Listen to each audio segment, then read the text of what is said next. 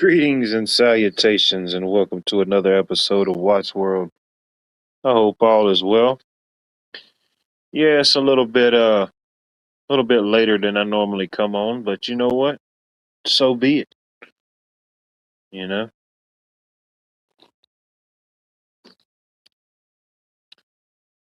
got off work and went back out to my mom's house. We did Mother's Day part two for my two sisters that couldn't make it yesterday.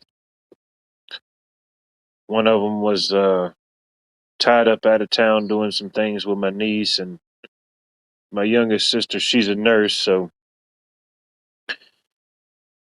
she works nights. So yesterday, the time she was getting off in the morning, she'd had just enough time to lay down and get comfortable before she had to get up and go back in yesterday evening. So she wasn't able to make it. So we did the Mother's Day festivities part two. Prepper 101, good to see you, sir. Ohio Grassman, the myth, the legend. Good to see you. I hope all is well. Miss Cheryl, good to see you. Anybody else that may be creeping in, lurking, watching, waiting, hating, I appreciate you for being here.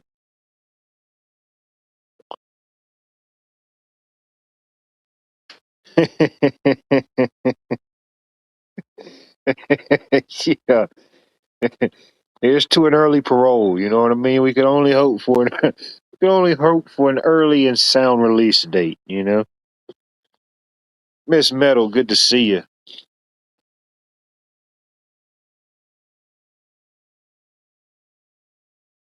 So yeah, we went back out to my mom's today, and my sister she went to a local mom and pop place and got about 50 pounds of fried chicken and about 30 pounds of sides and about 10 pounds of cornbread. And shoot, we had another feast. And man, I ate fried chicken and I ate cake and got back and took me a little nap. So that's the reason for the late start this evening. But you know, it is what it is.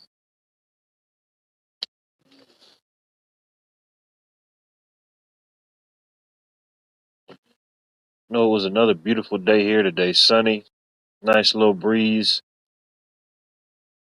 I don't know what we got up to. Probably the mid to upper 80s. It was nice.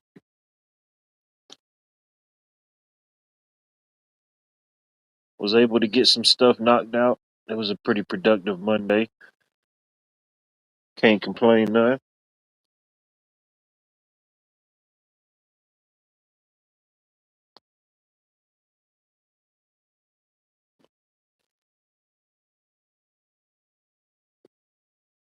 Let's see here.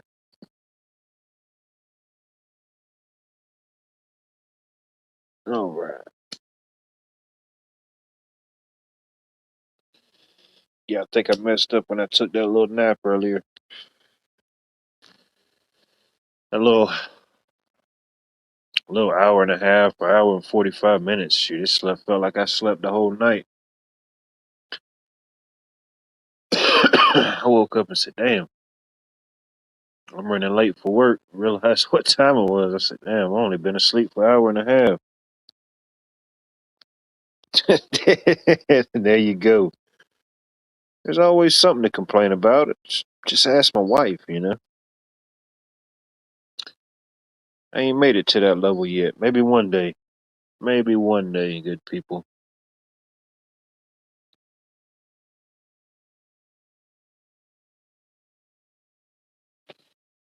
Ain't really got a whole lot on my mind and heart, really. You know, wherever the conversations may take us, of course, it's the show about everything and nothing all at the same time. I do believe I pinned the link. If anybody wants to join, bring a little controversy, bring a little conversation.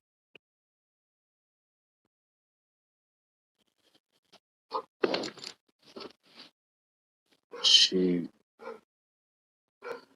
Now I got enough groceries and leftovers. to last me throughout the week. I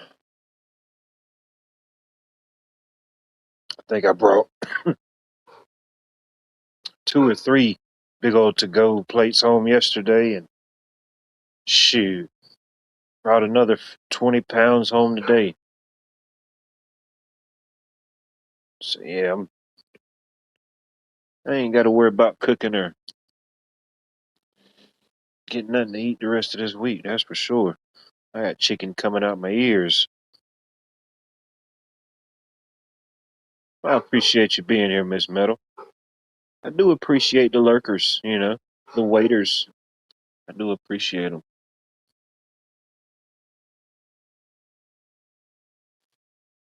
Thought we was gonna get some more rain this week, but it looks like it's gonna stay pretty dry. I think this weekend.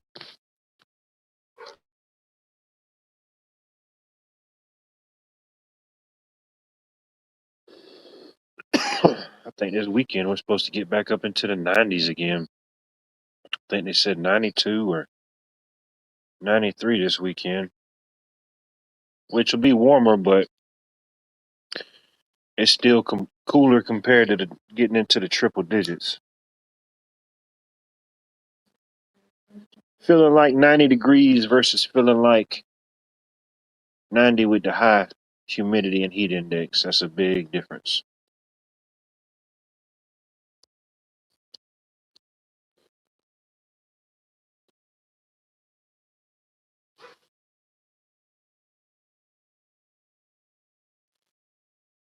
Oh man. Then I got cakes and snacks. I got brought back too much stuff. I just went to the local bakery Saturday and got some goodies and then turned around and had the cake fest yesterday and the cake fest today. I'm caked out. I don't want no more cake. I don't want no more cake till it's my birthday. I'm taking a month off from cakes till June the 23rd. And it is on like Donkey Kong. Get me that, get me a good cheesecake. Mm. 37 frost warning tonight. Wow.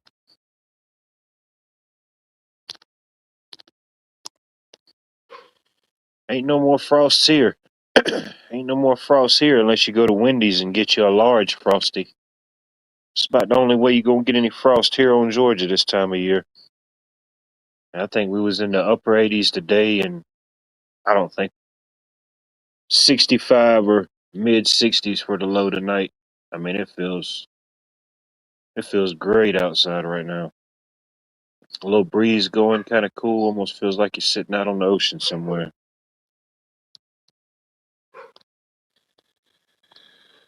Man, 80 degrees. Yeah, y'all warming on up. Damon Austin, good to see you. I hope all is well. I know Mondays aren't my normal live days, and this isn't my normal live time. It's kind of impromptu, you know? Coming live, coming at you.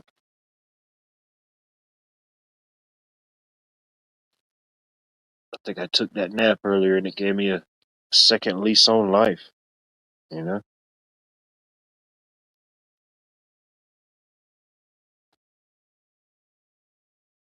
Well, we made it to Mother's Day without the alien invasion, so that's good. Got to get that holiday out the way, got to spend time with the mothers. Didn't have to worry about the nonsense of the alien invasion, you know? Maybe this weekend. Here's to this weekend, you know? Maybe we'll get it before Father's Day.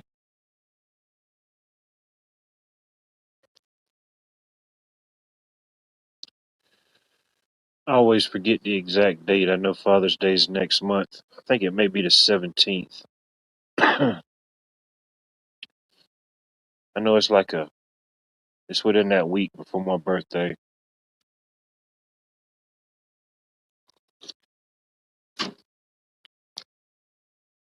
That is true. That is very true, you know? Sometimes it's the unwanted dimensions, and sometimes it's the dimensions you didn't know you wanted that you end up in. It's like looking through a what do you call those things you had as a kid? A kaleidoscope, where you look through there and all the different colors is bouncing around.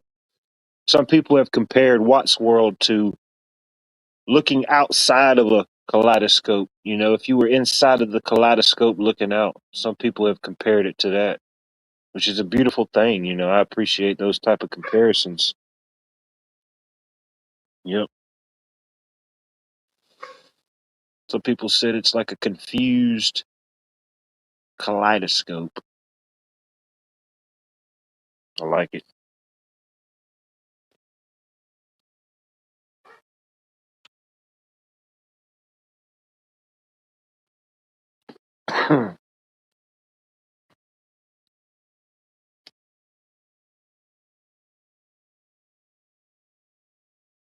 Mm-mm-mm. Man, feels like the week's about halfway gone and it's just Monday.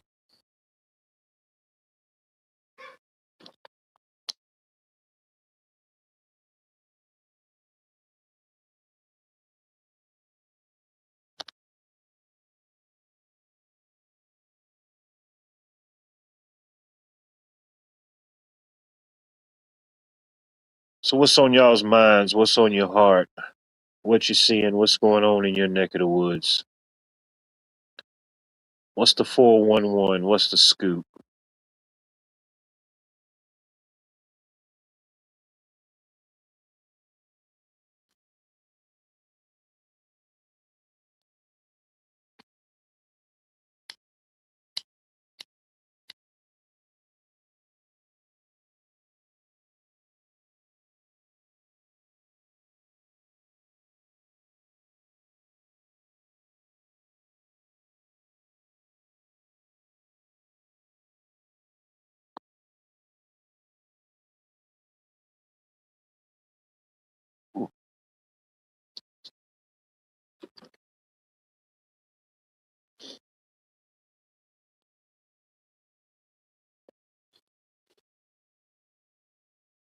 Oh yeah, the cruise ship, yeah. And that's interesting because I was talking with my youngest sister and her husband this evening at my mom's house, and they recently got married last year. They've been married. This past March makes a year that they've been married. But they went on several cruise. They went on a cruise for their honeymoon. I think they went on three. They just came back from their third cruise. They traveled down to man. She told me the island. They went on I think it's Norwegian cruises, and they have their own island down there in the Bahamas somewhere where they dock. So they went to I think Montego Bay, Jamaica. They went to the Norwegian island down there. They looped around, went to Cozumel, Mexico, and somewhere else. But it was kind of interesting that the time that they were getting back from their cruise was about the time that the current incident with the cruise ship that everybody's following, whatever you want to call it, the virus, the whatever it is, I don't know. But yeah, right when they got back is when all that broke. And I said, "Did y'all hear anything, or they give you any type of warnings and stuff on y'all's cruise?" And they was like, "No, just standard cruise etiquette, I guess. Nothing above and beyond." Um, and then and while they was on that cruise, they won her and my brother-in-law. They won another cruise. They won a two-person 5-day cruise, and they get to pick from. I don't know. There's tons of destinations to pick from, and they get pretty much pick any date they want to within a year.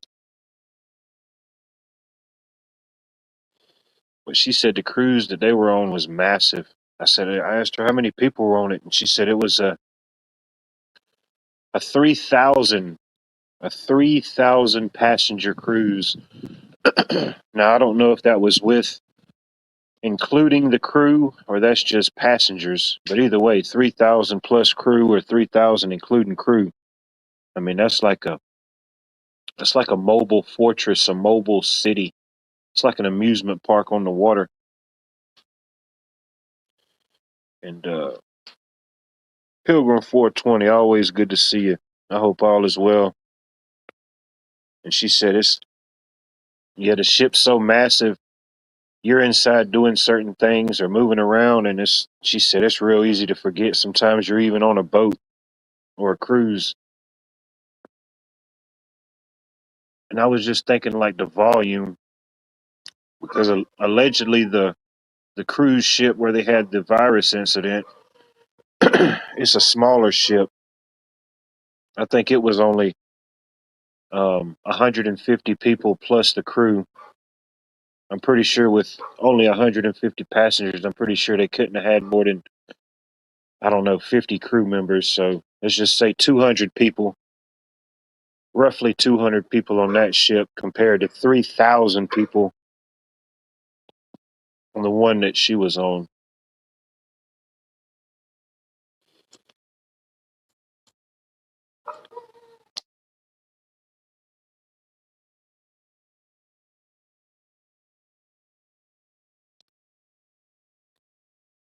But yeah, I thought that was pretty interesting that, nah, they enjoy it. Yeah, they have these, she said they have these games on there. And of course you got to buy once you get on there, the buffets, you get breakfast, lunch, and dinner, and it's a good buffet. And then they have like other restaurants and stuff on there that's included with your base price. Um, but what was the point I was gonna make?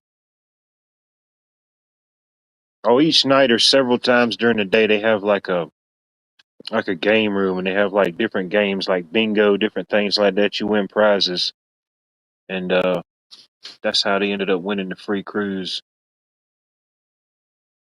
It was just by chance because they did. She said they didn't win it directly off the bingo. She said whenever they do the bingo game, um, I forget what she said. Somehow you get entered in a raffle, and then on the last day of the cruise, they had do the raffle, and they give away all the prizes and stuff like that.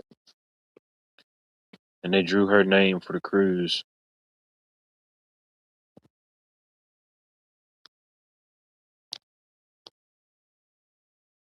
Yeah, yeah, same here. I've been down to different parts of Florida, down on the coast. Uh, I've seen different cruise ships, but I've never been on a cruise that scale, that massive. Um, but she said the eeriest thing about it is like at nighttime, like after you done left your different ports and stuff for the day, and you're just kind of cruising out there in the middle of the ocean or the Gulf. It's just like you're in the middle of the boat and everything's just so live and festive, and you forget you're even on a boat, and then you step outside and it's just darkness. You're just surrounded, encapsulated by pure darkness. I mean, you've got the light of the moon, but I mean, there's no street lights. There's no cars coming at you. It's just you and the ocean. Definitely has a way of making you feel small. That's for sure.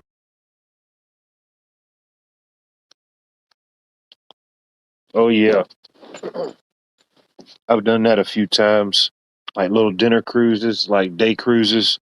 Yeah, I did that a few times down in Savannah. Um, I did one. It was kind of like a dinner cruise, and that was pretty fun. I enjoyed it, and it was kind of like a all day thing. Snacking, eating, mingling. Then it all kind of leads up to a main course, and then I did one time.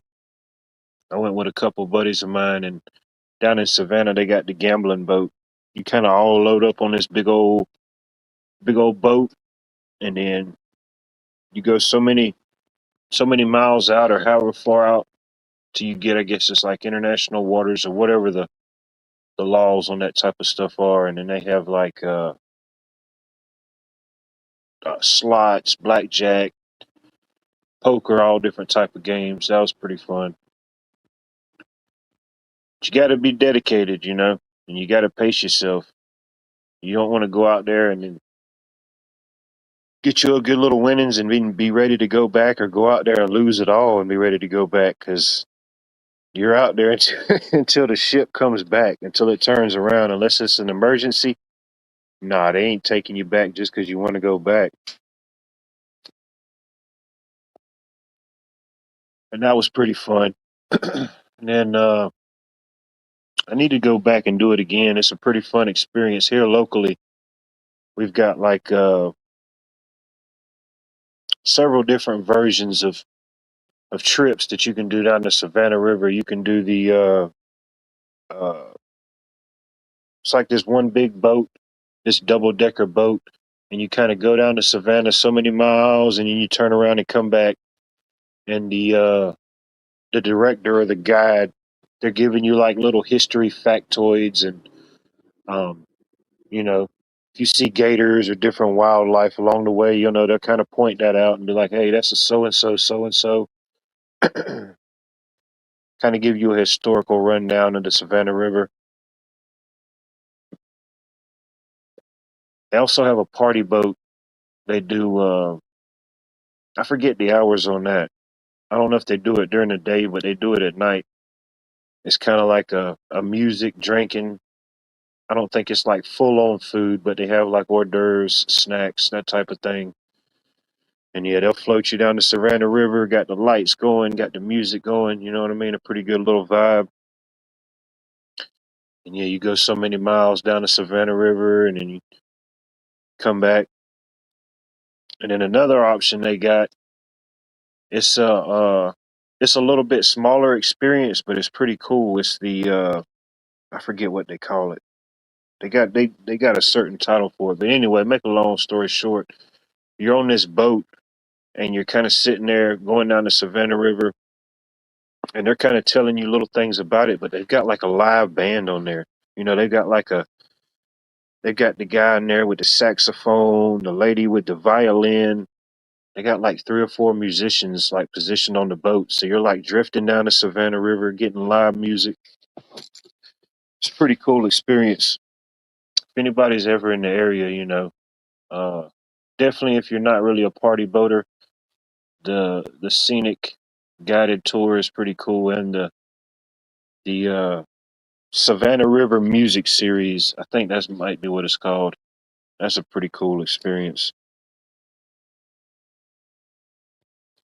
And I think even by today's standards of inflation, taxation, without representation, whatever it is, it's still pretty affordable. Definitely worth it, in my opinion.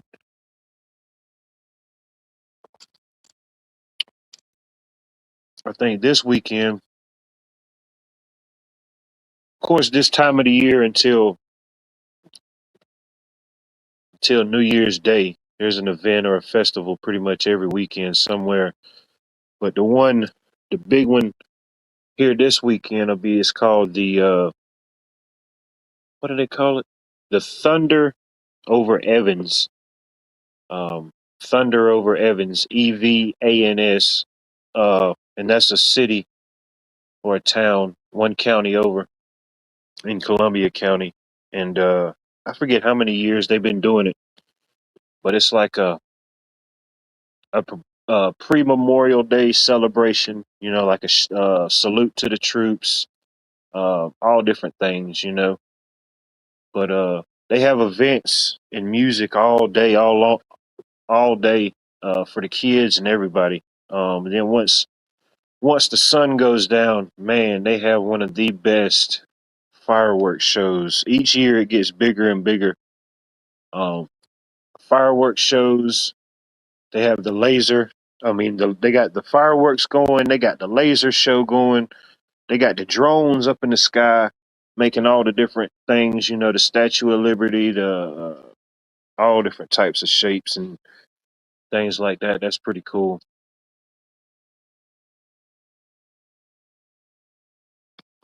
free concerts all day. They play music and stuff up till they start doing the fireworks show. And then once they had the fireworks show, that's the big grand finale, the big crescendo, I guess you could say. And it's free, free admission. Of course, if you want to get something to eat or, buy something or the vendors, of course you pay for that. But free admission, they don't charge you nothing to get in and come in and sit down. And it's a pretty big area. They have it at the Lady Antebellum uh, Pavilion Event Center. It's in Evans, Georgia. And I don't know if anybody's ever familiar. There's a country music group called Lady Antebellum. Um, they're here. They're from here locally in the area. They grew up here. They went to school here in the area. The group Lady Antebellum, and yeah, they went on, sold millions of records, won Grammys, and they came back and restructured and built the park and stuff for people to locally to have different concerts, different venues, different things like that. But Lady A, if anybody's familiar with the country music group Lady A, they're from here locally.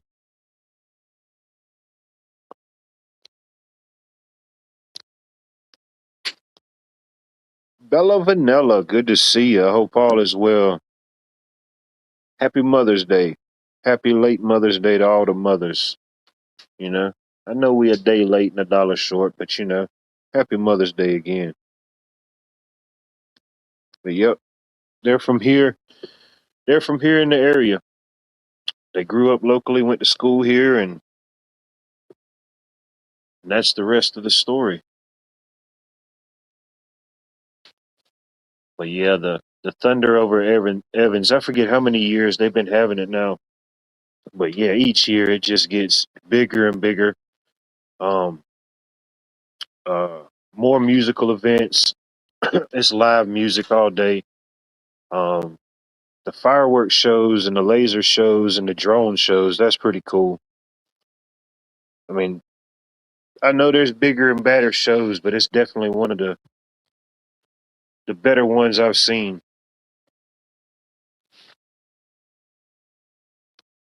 Be charming. Good to see you. It's tough being the queen bee, but somebody's got to do it. It must be done. Yeah. Went back out to my mom's for Mother's Day part two for my two sisters that couldn't make it yesterday. So we feasted again. We fellowshipped again. We laughed again, and I took me a nap again. So yeah, I just woke up from a siesta, got me a second wind, and said, "What the heck with it?" I'll press the button. I've been known to press a few buttons, so I may as well press this button. Why not?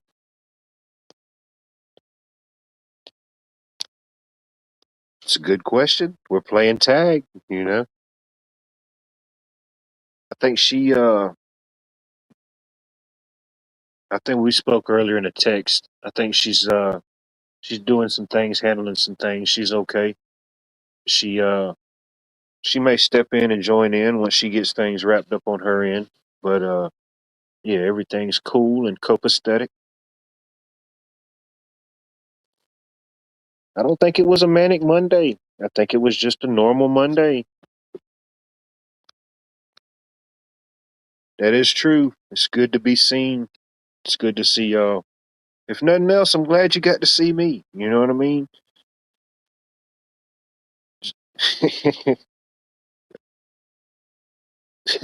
My mom will say that every time we're leaving. She said, "I'm glad y'all got to see me." She said, "Nothing else. I'm glad y'all got to see me today. I'm glad I was able to make y'all's day better by y'all seeing me."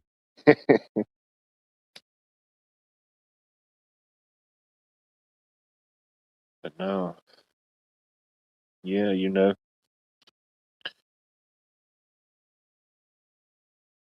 So yeah, I done went to mom's house 2 days in a row. So yeah, I got enough.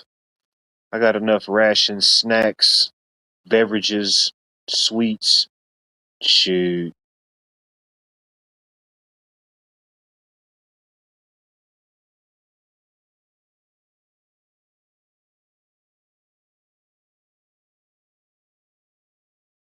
That is great with me. Shoot, I still got stuff in the freezer from the last two trips.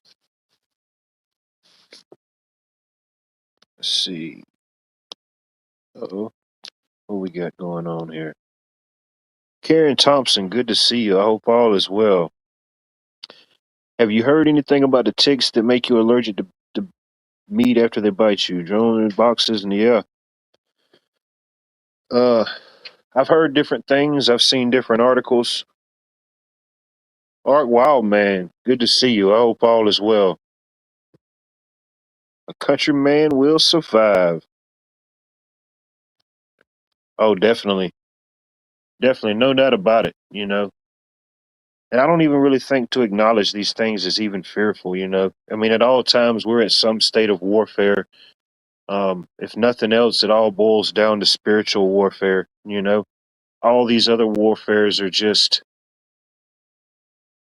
microcosms or just grains in sand in the hourglass of time compared to just the blatant spiritual warfare.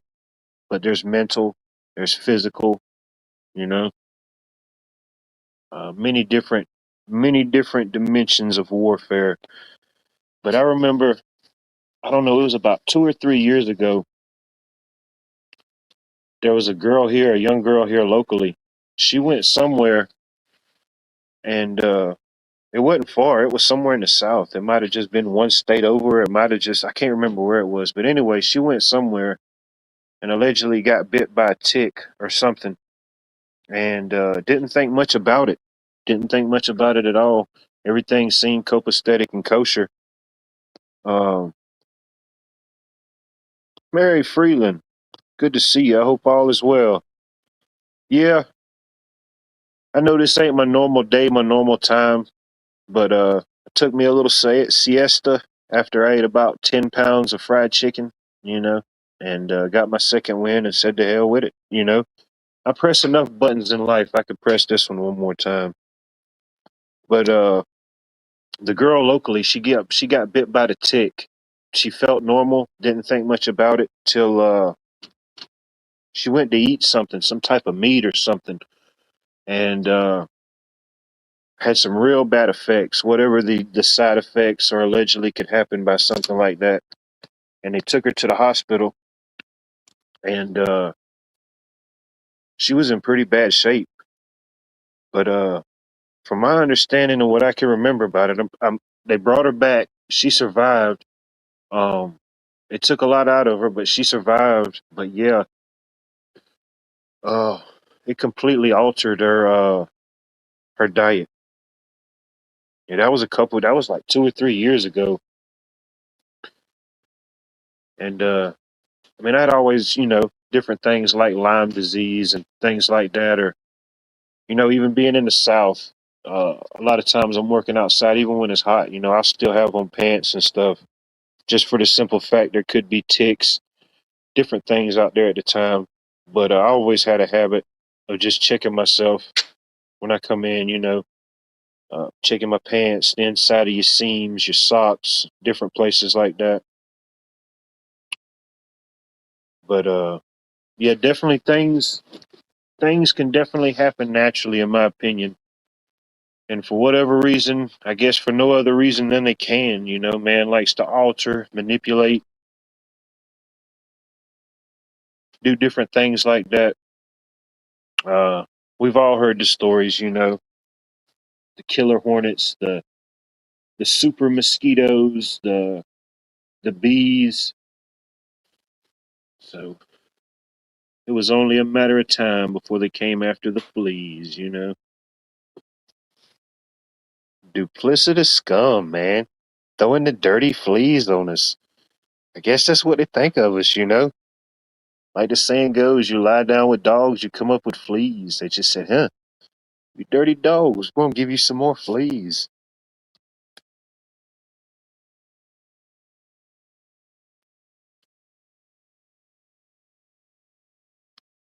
Oh, wow. I didn't know that, Art. Sorry to hear that. Hmm. Well, definitely got the skills and the knowledge to be able to survive most things. I think pretty much anything that this world or this life could throw at you. Always good knowledge and good information in your videos. Let's see here. Uh-oh. Oh, dang, it's the first guest of the evening. I can't put up a safe blocker, y'all. The heck with it. We're just bringing them in. And we're just bringing them in as they're coming in. Stand by, everybody. Hey, what? Oh, it's Bonnie. Welcome, everybody. How y'all doing? Let's see here. Check. Mic check. Is mine working? There you go. Drop it like it's hot. We're live, coming at you. Cool. What I miss? Oh man, you just got here. Yes. Oh, it's been hot and heavy. I ain't even gonna lie to you. It's been hot and heavy. We're just now trying to get to a cool down point. I mean, yeah, it's been one of them type of nights. I don't ever come on Mondays. Then I came on late. So comes with the territory. Came in late and came in hot and got it Nah, all. nothing. Nah, just rambling, talking about different things. Then got to talking about just different warfares, the ticks, and things like that. Just the who's who of current events. We talked about the cruise. We talked about the other cruise. Oh yeah. I think the only cruise we haven't talked about is Ted Cruz. I think he's staying low right now. I hadn't heard anything about that cruise in a while. But anyway, I yield. Neither have I actually. And you would think Texas, I'd be hearing something, but it's pretty quiet. I need to get on top of that though. There's a few of them I need to. I just thought about it. It rhymed with Cruz. It was the only person that rhymes with Cruz besides Tom Cruise. I think he's got another Mission Impossible coming out, so he don't need no promo. Yeah, I ain't heard nothing about old Ted Cruzy. Yeah. Maybe that's a good thing. I think he's got like a podcast or something now, so maybe he just kind of shifted over to the podcast bros. I think they're all doing that. It seems to be the form of communication through them. X, from what Marjorie Taylor Greene and some of them are saying. Yep. I know what that means.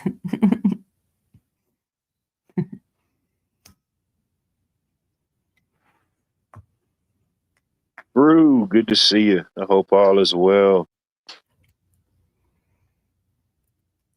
Hey, everybody. Yeah, we went back out to my mom's for Mother's Day 2.0. So yeah, I guess, got into a chicken coma. Yeah. I heard a little snippet, news story about that earlier, but I don't know. It's definitely deeper. And then it's been, man, I mean, there's been a lot of those instances dealing with Disney. I don't know if it's not all dealing with cruise ships, but different people from different organizations. I can't remember the dates and the times and the names specifically, but I know in the last couple of years I've seen several little Disney roundups where allegedly several people. I don't know if anything ever came of it or if they were officially charged, but yeah. Oh, let's see here. We got somebody in the back coming in hot. Oh, this dude ain't got on no shirt or no socks. The hell with it. Bringing it in wild, Bunny. Wet and Wild Mondays. We were just talking about a lot of the stings of human traffickers, child abusers. Some of them have multiple wives of young age, but they're going down. Georgia kind of started a snowball rolling over there. We don't get many snowballs here, Bunny. So if we get the chance to get one, we take it. We'll take a good snowball every now and then. That's good. Stay on it.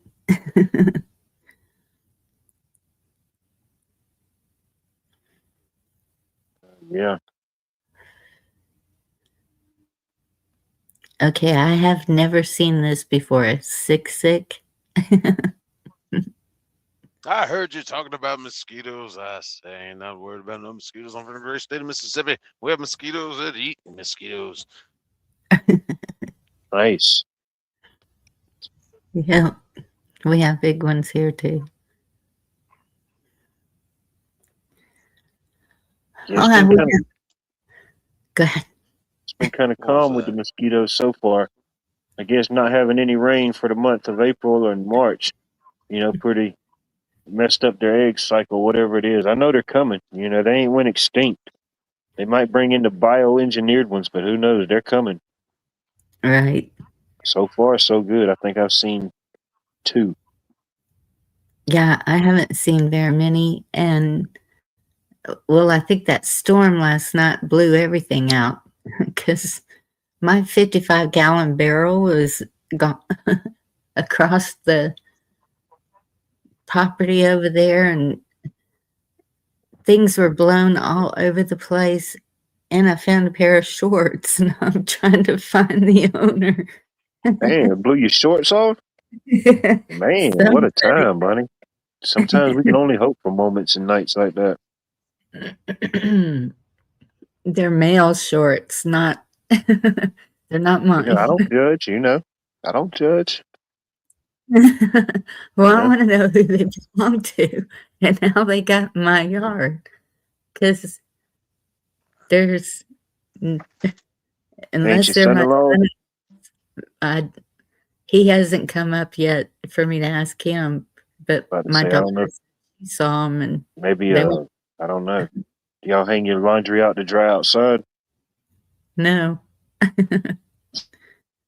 No, they're shorts, Cheryl, not underwear. I don't know. Hanging Roger out to dry. Do you name your shorts Roger? Why would you do that? I call my shorts John.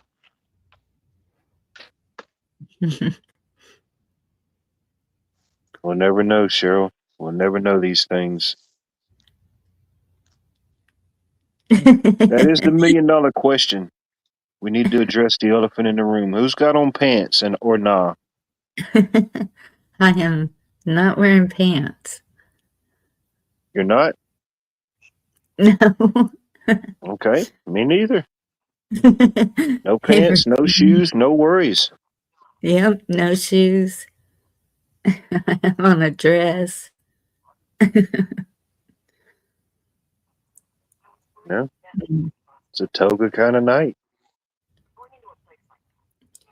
Virginia.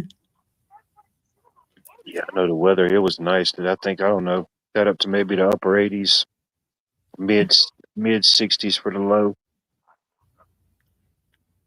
Come on, Jerry. Go ahead and bust them calves out one time, Show them what you're working with. Show a little leg.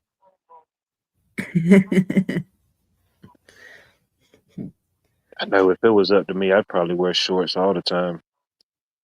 Yeah, But well, unfortunately, sometimes it's not socially acceptable all the time, and sometimes I don't like to wear working shorts. Depends on what I'm doing. see, that's where ladies are lucky because we can wear sundresses, and tomorrow it's getting up to 91. So no way am I going to put on pants when it's that hot. It's just, nope. I don't know what that means, Cheryl, but I love it. I appreciate it, and I want some more of it. 420 Wild Dragon 420 Flame On. Johnny Blaze.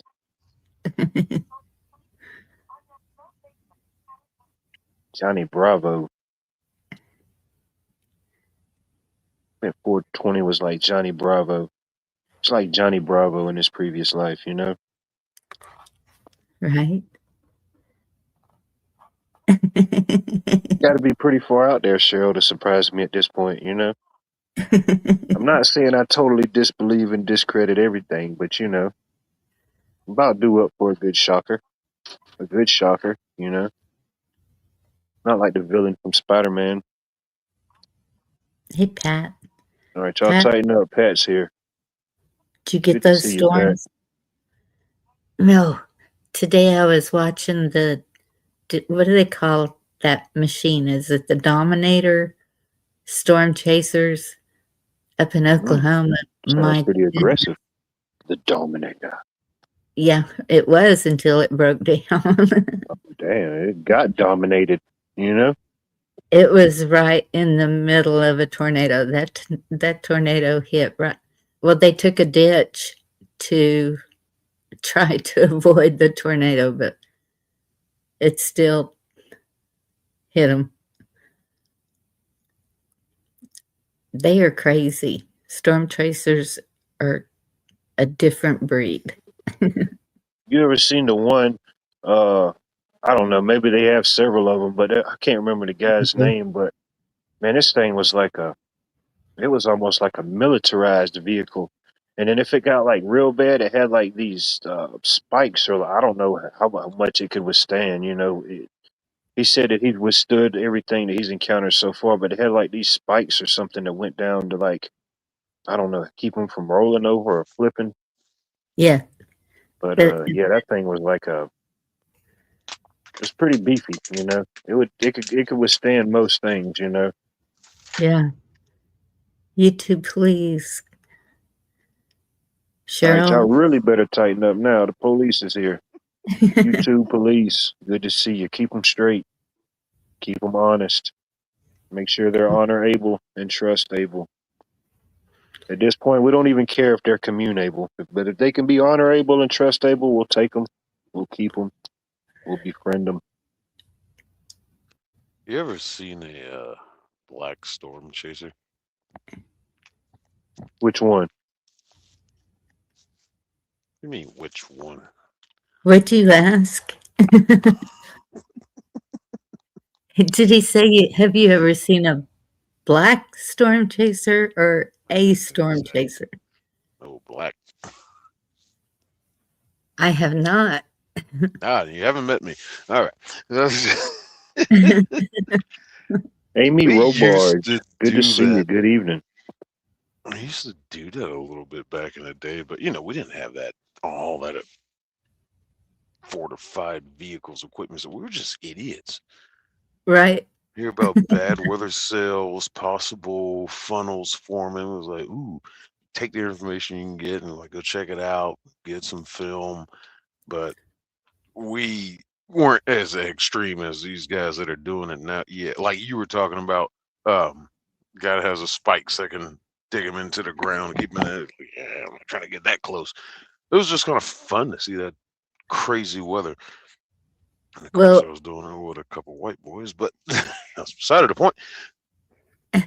it does. It's an energy that is kind of, I guess, maybe an adrenaline rush. There was one time we were coming back from the coast and there was a tornado, and it's like the whole air is electrified or something. I don't Yeah. know. And I was up on my knees, just all excited looking, and no fear, no, I don't know. It was really weird. And but sitting in this house, that's where I'm like, I don't like this. If you're out there where you can see it, at least you know which direction it's going and that it's there. But there's Yeah, it taught definitely me a an lot. energy to it. It taught me a lot. I think I was probably 6 or 5. I was in Mississippi and it was like a hurricane kissing the coast. And I was there with my grandma and I was freaking out a bit. And she's just cool as a cucumber. She's like, boy, shut up. It ain't nothing but rain. and it's just madness outside, and I'm just like, it's not gonna rain. It's not gonna rain. It's not gonna rain. And I took that with me. It's like every time I got in bad weather, I would always think of her saying that, like, "Boy, calm down. It ain't number rain." And just, I don't know. I took that energy fed. I was just like, I want to learn more about this bad weather. And then with truck driving, it's just like people are like, "Oh, we need to get off the roads. Is this and that, and like over the years of studying weather, and it's just like, it ain't gonna be that bad. It's gonna shift. Shut up and drive. I've only Well, been in one bad predicament, but we got through it. I was going to say, so while they were out doing that, there was a semi laid over on its side because it's a box. And when that wind, I've seen it with motorhomes, the RV trailers, I've seen it with semis, that when that wind hits, it's like a solid wall and it's gonna either push it over or It depends on the gust direction, your yes, load, how yes, tall your load is stacked, or if it's bottom heavy. If you can put obstructions between you and the directional winds, it's tricky. But like if you're going through Wyoming and they say 70 plus gust, high profile vehicles prohibited, you stop. yeah. I don't care what you're carrying. I'll let them heavy haul guys. They'll let them go through because, well, Yeah. they got a better chance. But yeah, I haul a box now. When I was Take running heed to the those warnings. when I was running the resort, um, those people were always asking me, "Does the wind ever stop in Texas?" And I said, "Oh yeah, and then you'll regret it. Be thankful for the wind, because when it's hot and the wind stops, ugh."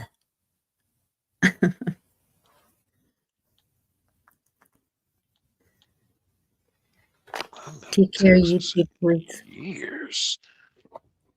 What? I've been in Texas in a few years. Oh, Big ass state. I'm trying to get back to Amarillo.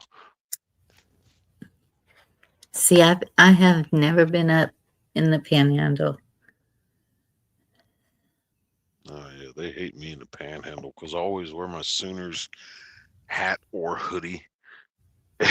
They love me up there. Oh my god. It's just we have fun though.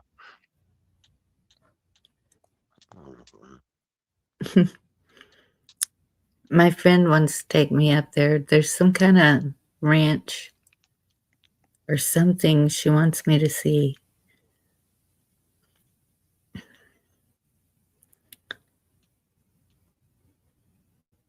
I don't know. What, is this a ranch? It's something famous. Oh, like I can't. like a dude ranch or something. I don't think so. It's. Oh, I can't even remember. I just know she wants to take me up there around Amarillo for some reason. Hell, go. Might have fun. Yeah. Maybe that's where the cowboys are. They're disappearing around here. I don't know. I love all the Mexicans down in Texas. They're some of the coolest people I've met. Between Texas and Arizona and New Mexico, those are some of the coolest Mexicans I've met. They all like to just have fun and party. Like, I'm here. I'm like, yeah, you Yeah. are. What time is the shipper open? Okay. Let's go. Okay, let's talk. And there was one shipper I went to down in McAllen. It's like if you're in Laredo, you could throw a rock and hit Mexico. If you're in McAllen, you could throw a Volkswagen and hit Mexico. Those Yes. guys in McAllen, oh my god, they are just straight up as like we're here on the day pass. and was trying to talk to these guys, and finally through communication was like, they don't open till 8. Okay, they sent me here like 15 hours early, and I was like, hey, wait up, the party, come, cerveza. I'm like, all right, and partied with those guys for a couple hours. I was like, cool. They treat you like family. I don't know anybody here, can't talk to anybody barely, but we had a great time. Yes. That's the way it is here. Kind of all over Texas. If they fight, it's usually with each other. Family. Yeah. One time y'all had that I don't know if you're near the Dallas area. Y'all had No. a bad snowstorm back in when was that? That had to be 2015. Is that when we had Maybe Snowmageddon? 14. It like dumped snow overnight in the No. Dallas area. 'Cause Snowmageddon I was was at a shipper. 22. No, it was earlier than that. When I was in there. Yeah. But it And dumped overnight. It was like kind of raining a little bit. And the shipper mhm. said, like, oh yeah, you can sleep here. I was like, all right, cool. And like throughout the night, it was like the rain stopped and like it got quiet. And I was just like, that's a little too quiet. And I looked out the window and it was snowing. I was like, And got up in the morning and it was just snow. Mhm. Really? Here? I'm trying to get out of here. So I'm going to get back on 35 to head north. And the ramp to get up on the interstate was just this incline. You know, it was Yeah. like watching these two guys at the top of the ramp. They pulled a couple people up, and I'm sitting there at the bottom. I'm like, I'm gonna make a run for it. I made a run for it, fully loaded. I got halfway up that ramp and lost traction, and it was just like, went off to the side to try to grab the rumble strips. That wasn't working, so I just stopped. I was like, okay, truck's not sliding. And these guys came down there, two white boys with two 4x4 pickup trucks. Hey, you want us to pull you up? And I was like, can you? I was like, well, we can try.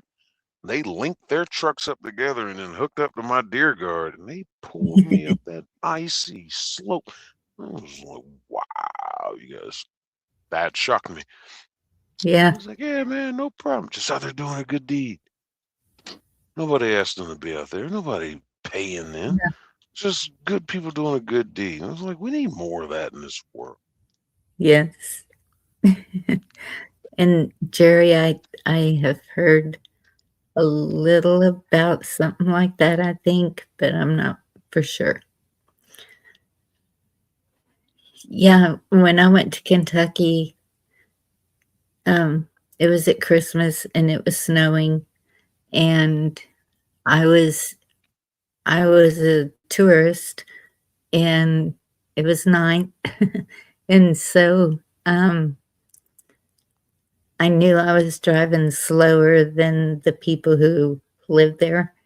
So I pulled over on the shoulder to let him go by. And the guy that was with me, who's from there, he was freaking out. What are you doing? Oh my God, you're going to wreck. And I said, no, I'm not. And he goes, why are you pulling over? And I said, to let them pass me because I'm going slower than them.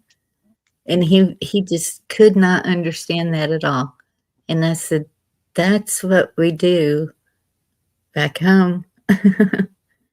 If you're going too slow, you pull over and let people pass you. Of course, now they've made the shoulders only 2 feet wide, so you can't really pull over on them and let people by you, but I don't know why they made, well, so people can't just park on them is probably the reason. Amarillo by morning. Amarillo is where I'll be. You ever heard of a place in Texas called Mission, Texas? I think so. Mission. My mom's husband, he's doing a job out in Mission, Texas right now, wherever that's at. Really? Mhm. Cool. It's he works for this company. They do a lot of retail remodeling, different things like that. They do a lot of work for T-Mobile. T-Mobile is like one of their biggest uh, people they do work for, but it's some big T-Mobile uh, call center distribution that they're building in Mission, Texas. He said it's bigger than a. He said the building itself is bigger than a Walmart. Oh, like that's way South Texas. That's 4.5 hours. No, 4.5 to 5 hours away. That's way down there. Yeah, he said he was in there in the mix. And I figured with a name like Mission, Texas, it had to have been like an older town, maybe based on a mission, maybe some Spanish or Mexican mission that might have been there. Who knows? Or maybe something to deal with a space mission. I don't know. Yeah, I hadn't looked it up. and I asked him that where he was at, and she said he said he was in Mission, Texas. it could be close to Elon's stuff. It's close to Matamoros.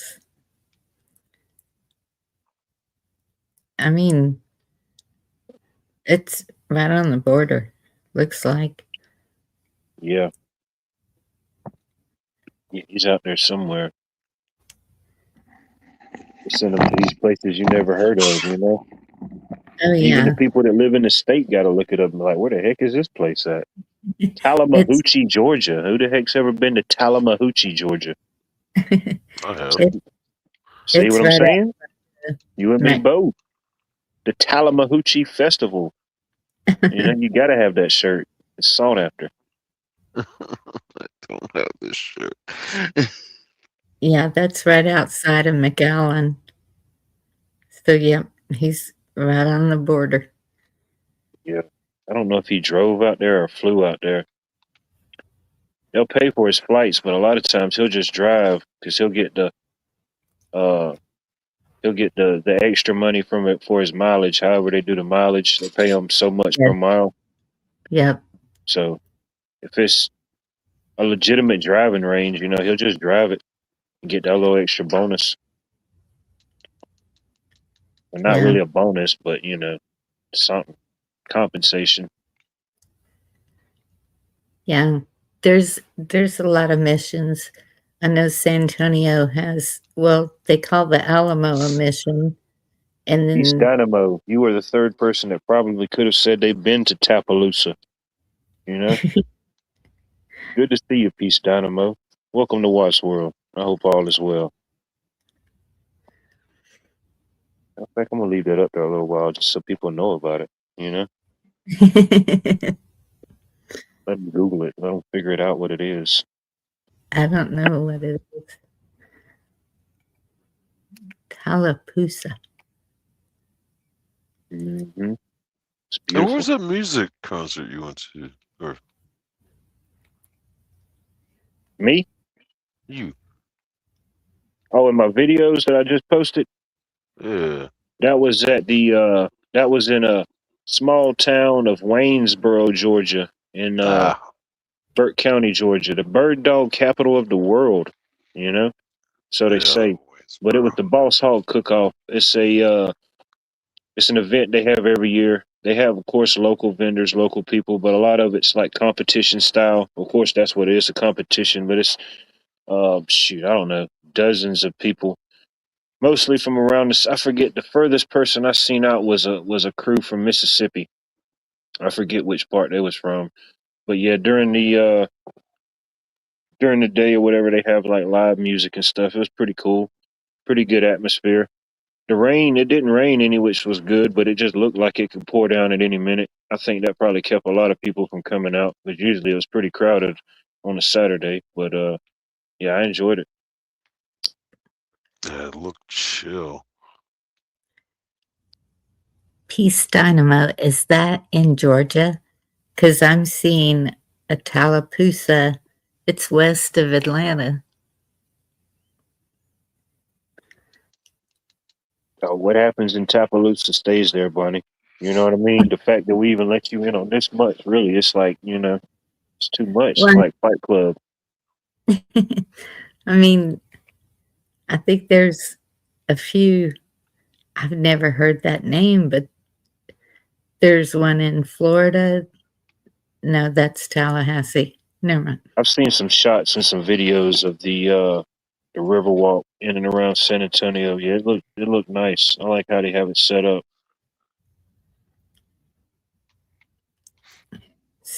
There's Missouri, Alabama. Yeah, it's one of them. You'll only hear it like in the South. You know what I mean? I'm pretty sure there ain't no Tapaloosa, Michigan. If there is, that just rewrites his story as we know it. We got to start back from the drawing board on that one. Right. Now, a lot of those different towns and stuff with that name, they have like Indian, Native American, different uh, tribal Yes. names, or what the people of the land might have called that region or that area. You know, different things. Just like the different parts of Texas and California with loads and sand, and all those different things. Different names and meanings of the times. Yeah. Usually after somebody important, somebody important in history. You know, Sam Houston, Houston, Texas. Austin, Texas. Yeah. Well, we're a young state too compared to the others. Yeah, I guess you could say. But you're like, Texas is one of the few states that, as far as in our 250 American history, that we're actually like a republic or a country to themselves, really, a nation to themselves. I think it was Texas, the Republic of California, and it might have been one more. Uh, might have been Arizona. I could be wrong, but it might be more than three. But I know the Republic of California, the Republic of Texas. I think Arizona was classified as a republic, but I could be wrong. Yeah. But yeah, I mean, ultimately, all of them were. I mean, in a way, in essence, the different, colonies or different jurisdictions. You know what I mean? Um, I mean, there was communal trade. Eventually the colonies and stuff eventually started coming together, networking amongst themselves. The ones that spread out to different colonies. The original 13 colonies, as they say. Yep. Weird how they always hit us with the 13s and stuff. I know. Jesus and the 12 disciples, and there's a lot of different things. But anyway, that may or may not be. But anyway, you know what I mean? Mm-hmm. Oh, Yeah, I need to go do something real quick. I'll be right back. it must be done. Let it do. Must go put my food away. Oh yeah, please do that. Shoot ya.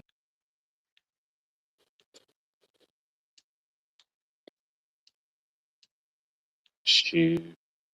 I got enough stowed away and put away now. Shoot.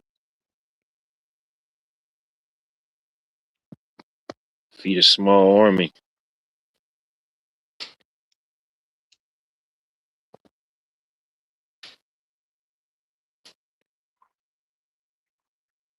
Can we put a wall around Indiana?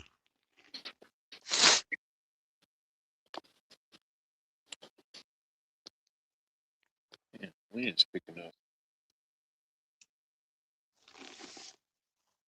Starting on the Marriott in San Antonio.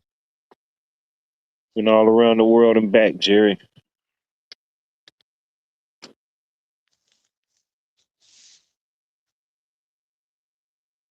know we did some The local Marriott that we have, it's downtown on the Riverwalk. We did some electrical work for them, different things, troubleshooted, changed out some breakers, changed out different lights and things. The maintenance guys they got are actually one of the few maintenance crews that you run in that you could actually like trust somewhat of what they did, their rundown of what could possibly be wrong. So they handle a lot of stuff in house. You know, if it's something that they call us about, it's either too high up on the ladder to get to, or I don't know. They just ain't fooling with no breakers.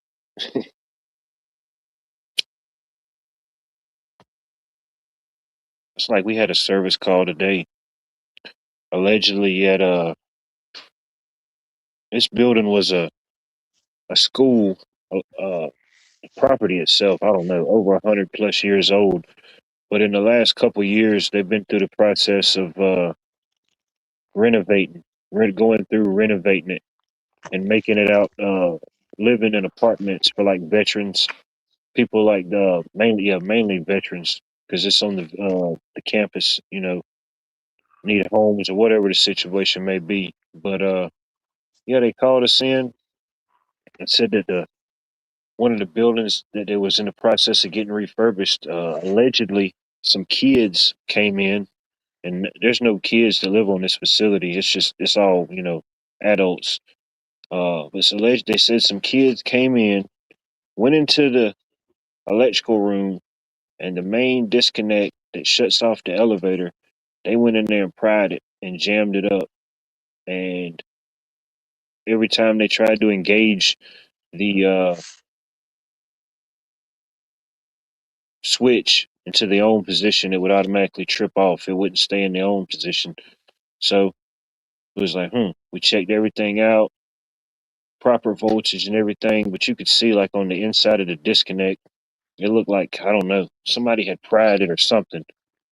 Couldn't really tell what they did, but you could tell that the internal, not so much the voltage mechanism, but it was just the spring and the switch mechanism had been tampered with. So we played around with it, got everything tightened back up.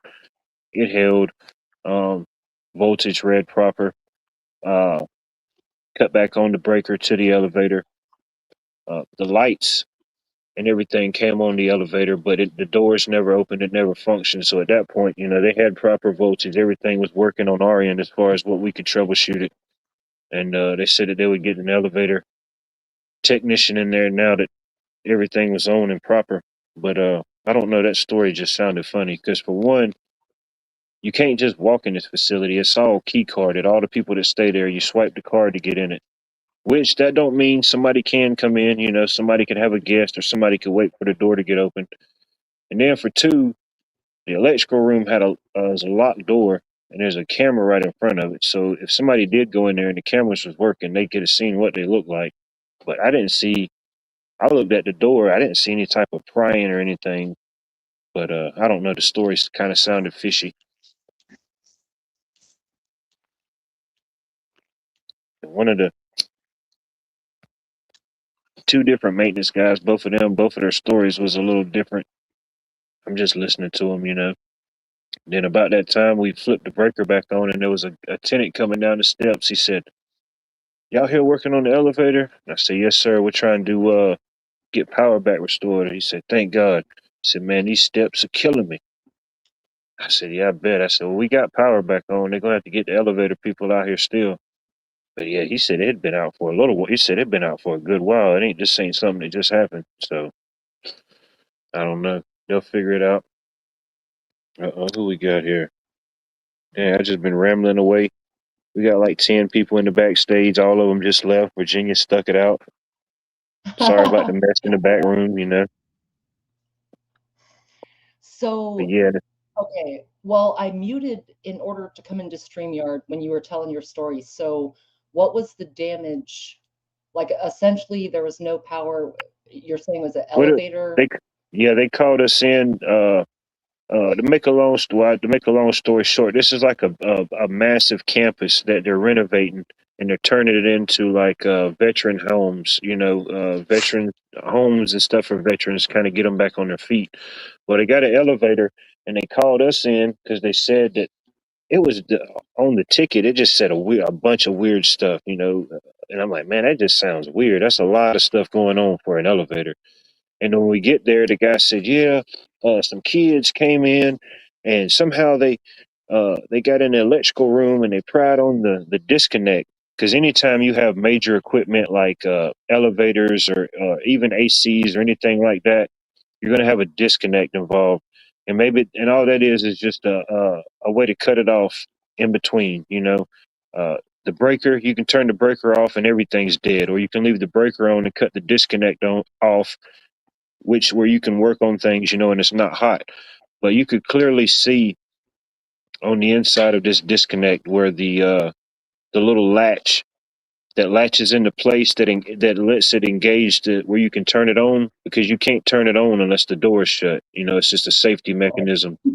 But you could tell that was a little out of whack, and we Huh. tightened everything up, kind of got everything back secure, shut it, cut it on, everything held. We stood there. We were there for like 30 minutes just to see if anything would happen. Voltage read proper, but they still got to get a elevator guy out there, because I'm pretty sure whenever something like that happens or when something disengages for that long, it's probably some type of reset they have to do on their end, which we don't touch. We just established that the power's there and it's correct.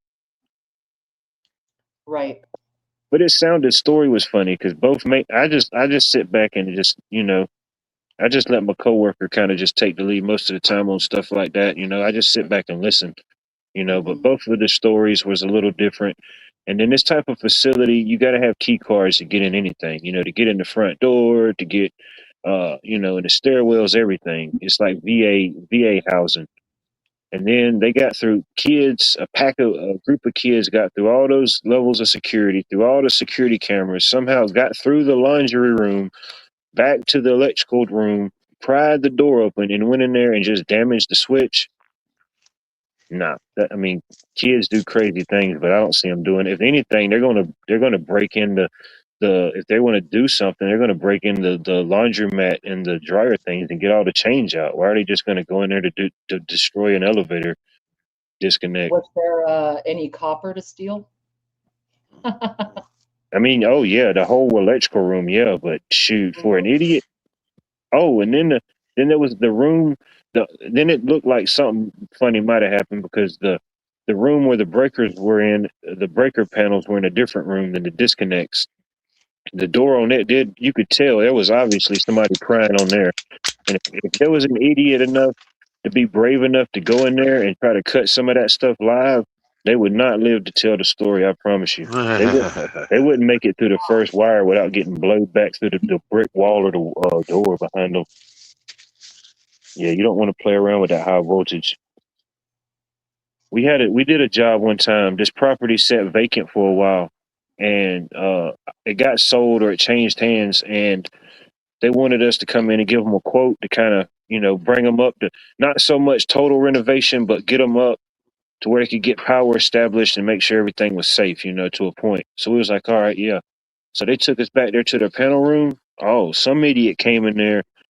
I don't know if somebody hauled them out or there was two people, but there was nobody. But you could tell that somebody went in there.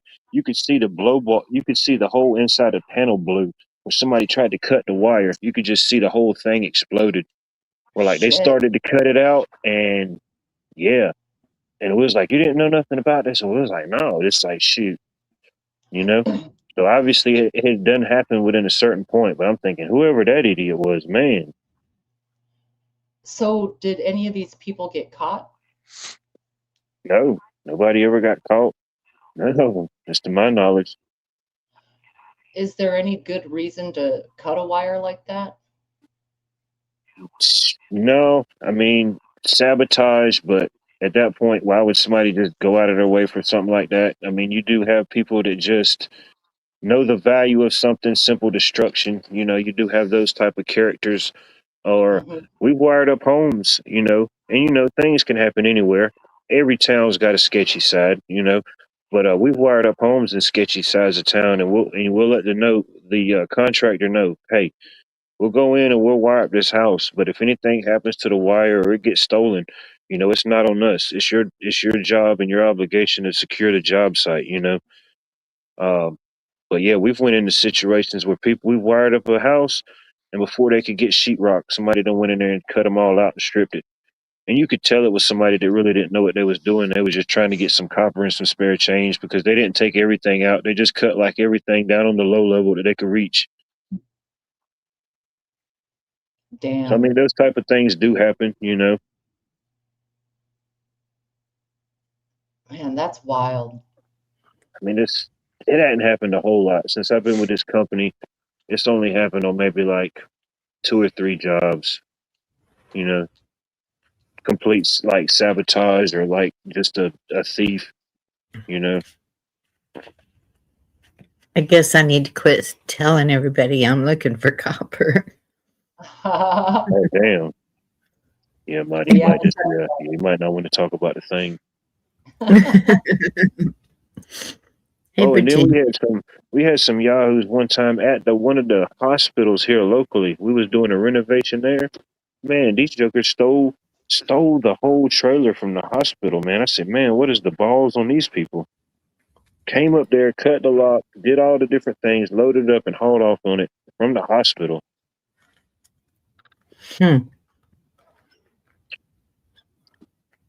But anyways, I yield. Yeah, Bruce talking about the elevator scene in Speed. I remember that. The first Speed was a decent movie, actually. Yeah. The second one, it was, you know, A masterpiece. Oh, Yeah. Sick likes the Wildcats. allegedly so. I mean, what do you not understand about doing Die Hard on a boat with horrible CGI and crashing a cruise ship into a coastline that is just absolutely, so profound in cinematography that Keanu refused to come back to do the sequel.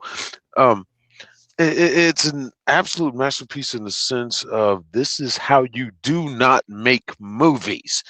That movie was a lesson. Which one was this? Hey, don't do this. Speed 2. Oh yeah, Yes, yeah, that yeah. movie was an absolute travesty. I thought you was talking about the Sound of Music. Speed 2. I can't do it. I'm sorry. That's my fault. Yeah. Speed That Nazi propaganda movie? No, we're not going to talk about that. But Nah, yeah, Speed 2, yeah. Yeah. If Speed 1 never existed, it would have been okay, but yeah, once you went that fast, it's hard to top it. I think I don't care how much money, like as a director, producer, a movie company, studio, I don't care how much money that movie made, the first one. If I can't get the star back, but the co-star wants to come back, it's just like, you know what, maybe we just shouldn't. I forget when that movie came out. What, mid-90s? 96 maybe? Maybe mid to late 90s, maybe. Somewhere around there, yeah. Mm-hmm. Chat. What year that movie came out? But yeah, some movies are like that. Yeah, some of them it's just they were great. One movies they shouldn't do it again, and then a lot of times, yeah, if you can't get the original people that made it who it was for whatever reason, yeah, don't try to flip it up. Sometimes you gotta let it sit. I have that problem with my favorite movie, The Blues Brothers. That Blues Brothers 2000 was just, oh my, why? They had to capitalize on the Y2K. Everybody was at that time, Everybody was 2K'd out.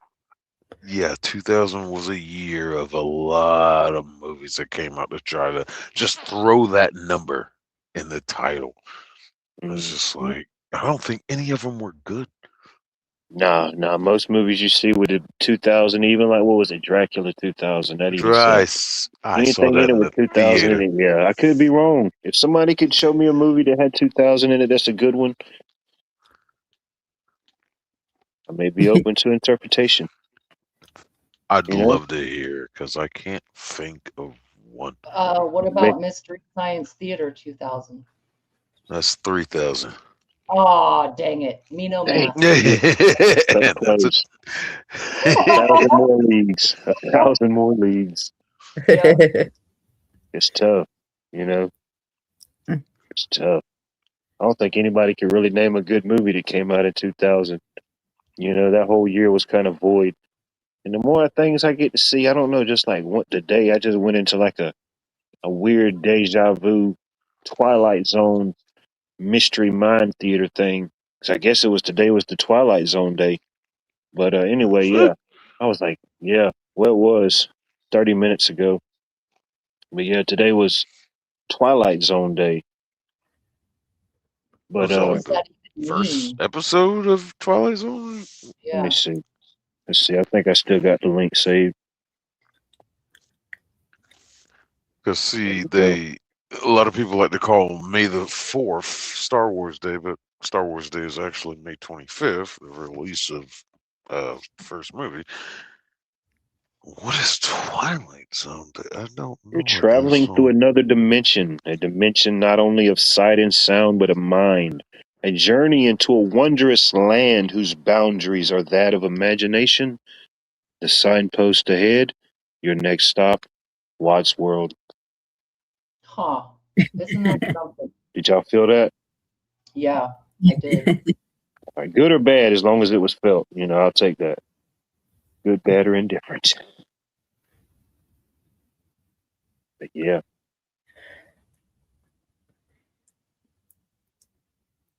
I don't know if it was the day the first episode or what made it Twilight Zone Day. It was just that was the most interesting one on the day is today holiday. Hmm. Yeah. And Like, man, what is the show?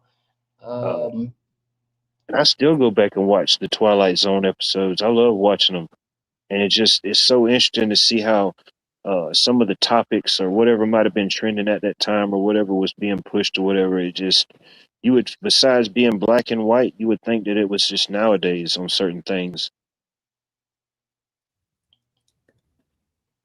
Any one of the episodes. Yeah, I know what you mean. Yes. I didn't really see it when I was watching those shows younger. What was it? The Outer Limits, and I love there the were Outer Limits too. right. Yeah, Yeah, it is kind of weird how it's all kind of coming true now at some level. like Oh, there's a what? what you got.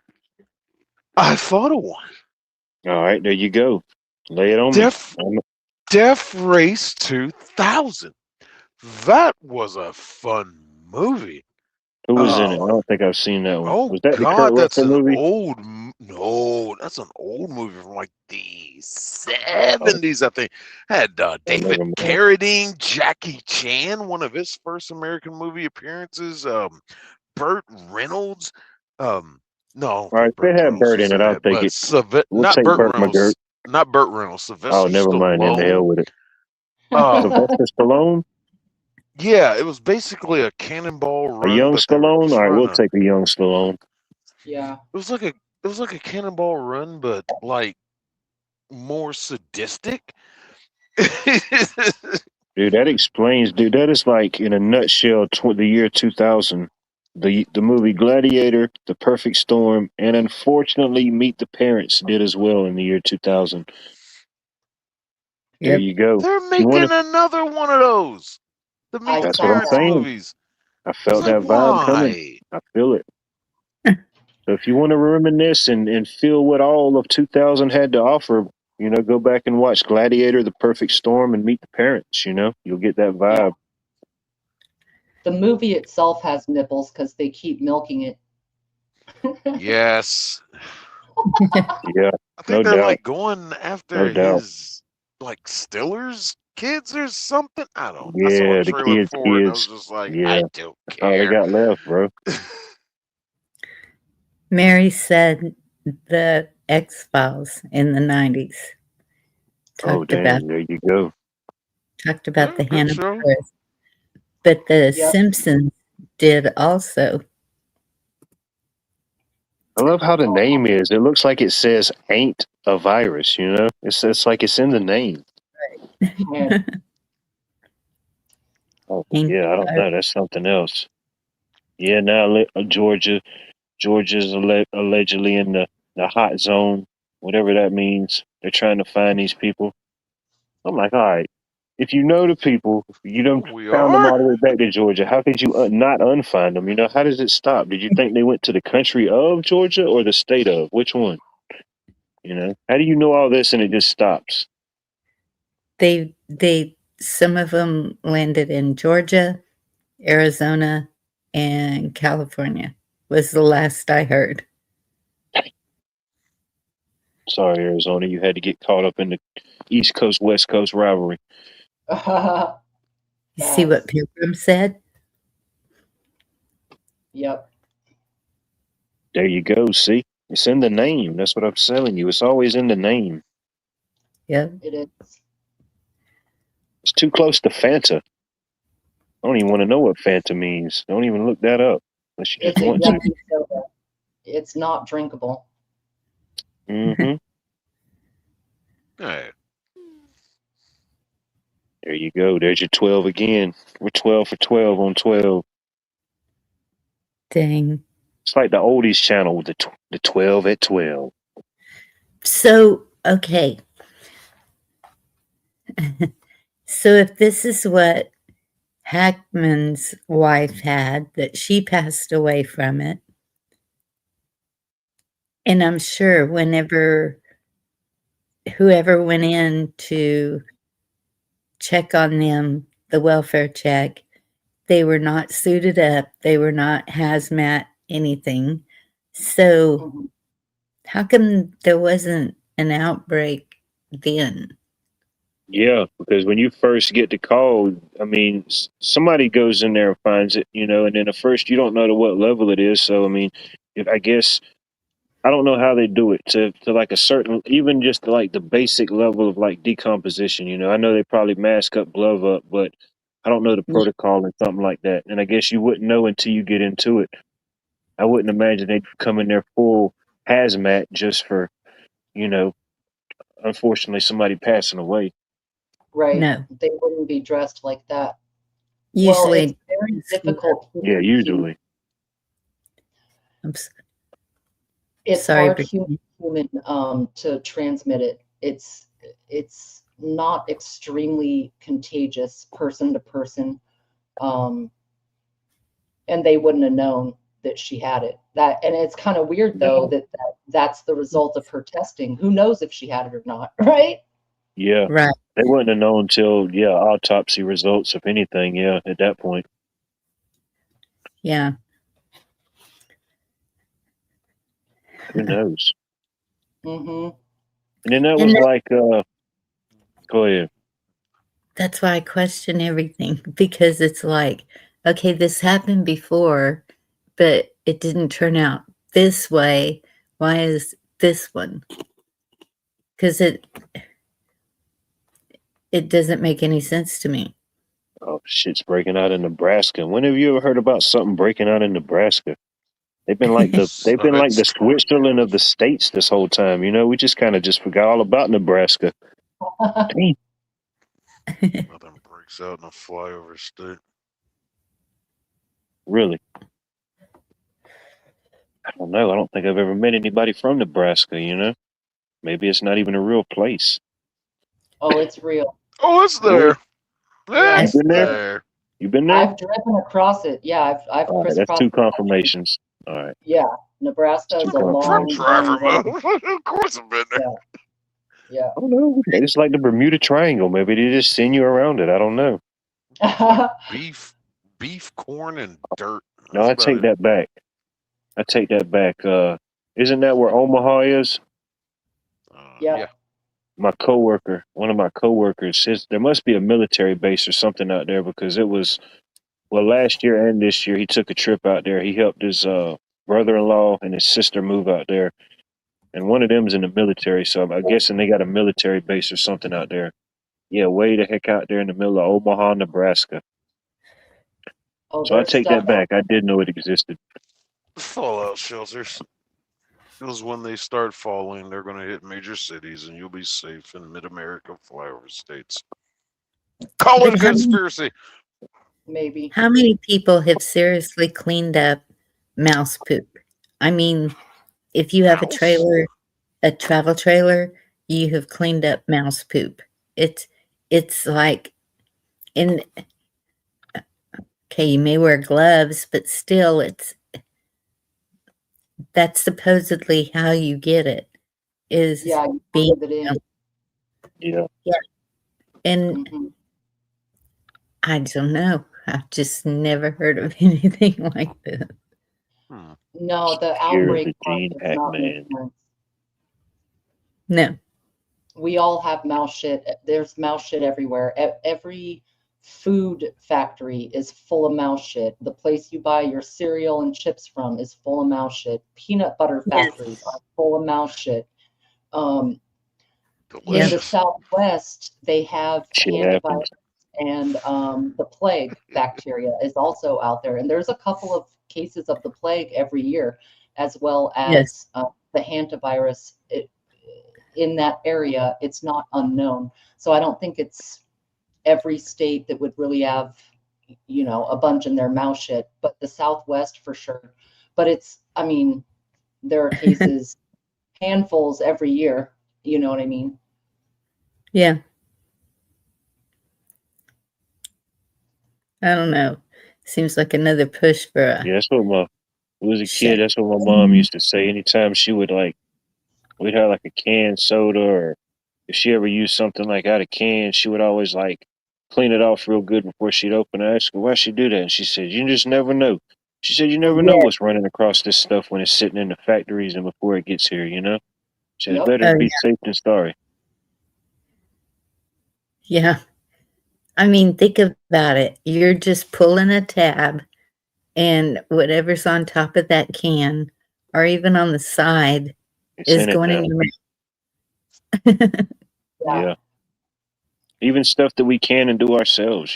Just wipe it off or something, whatever it may be. Do little things. But yeah, I don't know how Yeah. long something like this has been around, that it's been like acknowledgeable.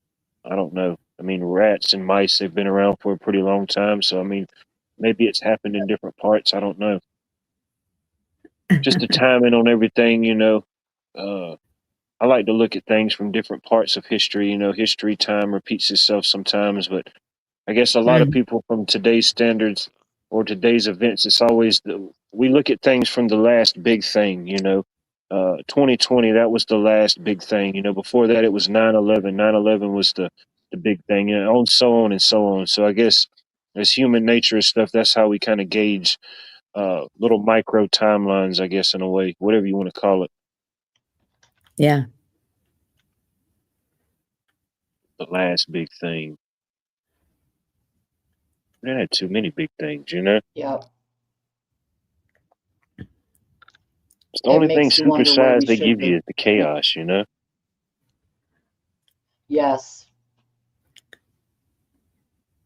Everything else is that's a fact. microdose. You got to microdose on your own. Mm. But even in all the chaos, it's still, man, it's just, I don't know. I still find my groundage and everything. Hmm. If anything else, maybe the roots will grow a little bit deeper. The foundation will get a little bit more solid.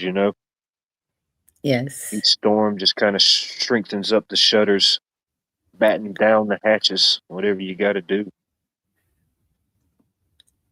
You can do it, do it. If you haven't done it, what are you waiting for? Whatever it is, I don't know. Yep. True that. And don't give in to fear. Fear is a really powerful thing that they use often, whether it's governments or religions or divisive thoughts. Don't give in to it. Now, with that said, there's no doubt in my mind that they would unleash an actual bio on us. It's pretty clear the whole government wants to kill us. Right. They're developed all over the world, in this country, in various spots. By the way, do you guys remember that news story? Like I don't know if it was 6 months ago, me no math, but where there was that Chinese guy that had a bio lab and The foods. virus shit. Yeah, I remember that they were getting close. They had some type of thing, and if allegedly it could get turned loose on like a crop or different things, and it'd be just like a plague, you know, like a locust. Yeah, that was one of them. There was another one that was viruses. That one was the crop one came from like some Chinese students, I think. Hey, Only Hope. But so my point is it possible something devastating along the realm of biological warfare happen to this country by our own government? 100%. Does Yes. that mean every little scare is going to be that thing? No. And No. all they need is for you to think that it is.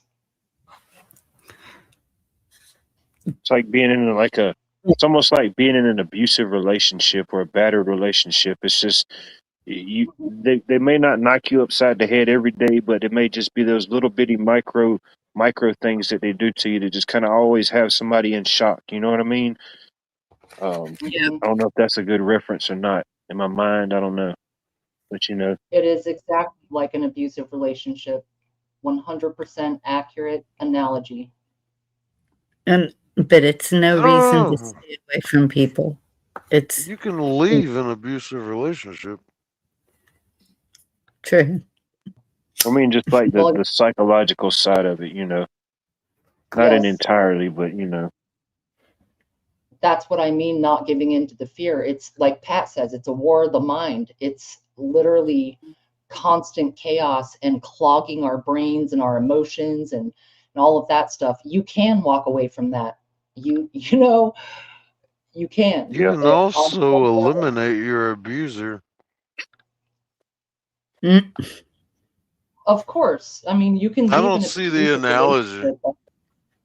All right. Well, 3 out of 4 dentists agree that Camels are the best cigarettes.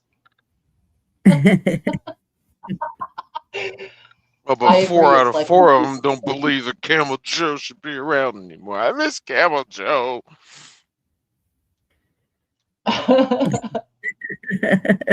Oh damn! I'm sorry. I meant to hit this one. Sorry about that. What do they call that? A Shameless promotion is it of your like a favorite football Freudian team. I don't slip? know.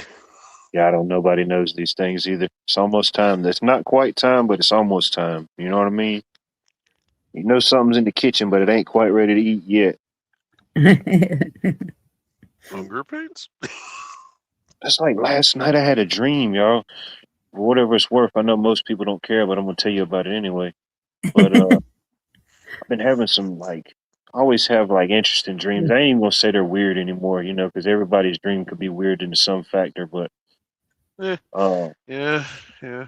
but it was just I don't know. It was hard to explain. Like I was like in this. The only way I could describe it is like some type of storage unit or some type of place or facility like that. And I was just walking through and just looking at all these things and just and it was just like artifacts or like these objects and different. Man, it was just like endless, you know. But in my dream, it's like I don't know. I didn't really feel like I was in a rush, but it felt like there was a rush. Like I don't know. It's hard to explain. Really, that's kind of a not really a good description, but yeah, I don't know. That was kind of weird. It just seemed like it just went on forever and ever. You And the dreaming more you were boxes I was Indiana opening and the Jones? more crates, it was just wilder and wilder. Huh. And it was Indiana artifact. Jones in the Temple of Doom? Yeah. And it wasn't like a no, it was like in a I don't know, like Raiders a of the big Lost massive Ark? storage unit place or something. I don't know what it was. You know? Yeah, where they put the Ark. It could have been. I don't know, man. It They, was where they had top men on top of Oh my god. but of course like I'm most of our dropping movie dreams, of course references here, people. we know how long we were asleep, you know. If we went to sleep at 12 and we woke up at 8, you know, we know how long we was asleep, but however long it takes to get into a deep sleep, into a dream state, You know, I know we've all had those dreams where it seemed like it was like hours, or you might even had the instance where it just seemed like time went on even further than that, but you know it wasn't possible because you were only asleep for maybe, I don't know, 6 hours. You know, so how is it even possible? It felt like a whole 24 hours took place in this dream realm, you know? Yep. I've had that dream state sleep for about an hour, and it felt like maybe I slept 6 hours. You wake up and look at the time, and I was like, really? It's, like, how do you have that much of a dream in such a short amount of time? There's no time. There you go. The mind is the power of the subconscious is crazy. I Yeah. like stuff like that. I can grow all of that here. I can grow passion flower, chamomile, and lemon balm. I dated a girl named Chamomile once. Ooh. Beautiful woman, but I never Really? recommend, you know, some flowers is okay. You know, you can't, it's like being named after a car. You know, I guess it's okay as a nickname, but you just, you know, it's a thing. If you're named after a Alexis is car and cool a to drive, but not necessarily to date them sometimes, you know, from my own personal experiences in this world. facts, You know, facts. Alexis can be a beautiful car, you know, if you keep it up, but Alexis, the woman, is a different make, different model. Huh. There are male names that mothers know. Don't name your child this. What would be the male names? There you go. Lay it on us. What would be the male names? The Tell first Yoda. top one, and I don't mean to offend anybody that has Please this name, do. Please do. but it's Michael. Hey, that's Oh, my damn, name. buddy. Michael. No, it's not. It's You took not. it too It's not. far, It's y'all. not. You have to agree she took it too far. So funny. No, I'm just kidding. Hey, Michael. All right, I can Yes. see that. Yeah, there is a lot of bad Michaels. They give the good Michaels a bad rap. But you still got Michael Jordan or Michael Jackson. Michael, you know, yeah, there ain't too They many both after that. have But their yeah, I get the point. issues, though. Yeah, you're right. After those couple, it does get sketchy. Michael Ironside. Hey, yeah. Did they That's give a good, Michael. reason for Michael? Well, it's just okay. Every Michael you know, are they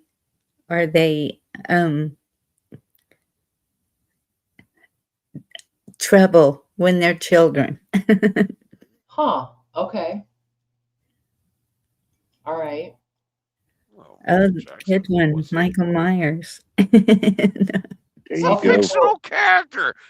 What else was on the list? I'm curious. Do you remember No, any I think more? that was based on a true story. Damien, of course, Oh, and Oh, name of a kid, Damien.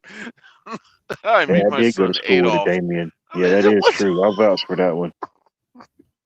I still love him wherever he's at in the world, but yeah, the lights was on, but I don't think nobody was home. Oh no, the lights were on. You just at the wrong address. Oh yeah, it's the wrong wattage, the wrong voltage. You know, Trying to think. it was T Daniel's lights burning. He needed the LED. What about Santiago? How do you feel about the name Santiago? Racist. well, I haven't met a Santiago. That Okay. sounds like a city or town or something. Nice to meet you too. ooh. I don't know what made me think of the name Santiago. That was I don't know. But yeah, I can imagine there's certain names, certain things, certain experiences people had in life with maybe a person of that name or just in general. I Well, agree. Damien makes sense too. Yeah. So Yeah, I guess mighty Michael warrior Myers- angel. Yeah, they're rambunctious. Mhm. All right. We got some good ones popping up. I think it's balancing out, you know. Everybody knows a Michael. How about that? Man. Here we go. Yeah, it's I a never common. trusted a Steven spelt with a V. Oh, Mm, Yeah. yeah, it is pretty offensive. Like, who do you think you are just to add a V in the middle like that? You know what I mean? it must be PH. Right. I've known both. So, yeah, now that you put it that way, yeah. Yeah, I know a lot of Stevens, and all the PHs were fine. Like, you don't The know if it's V's is just like, Steven or eh. Steven. You know what I mean? You don't know which one it is. Steven. Never know. Then I've seen people's names and they pronounce it like there's like no way that you should be pronouncing this name. Like you're just making up sounds. Like these letters don't even have these sounds in the English language. You know, I'm like you're just inventing stuff now. You know, Hey, Clint. Hey, Blue. Okay, Bonnie, were there female names? Female names. Yeah.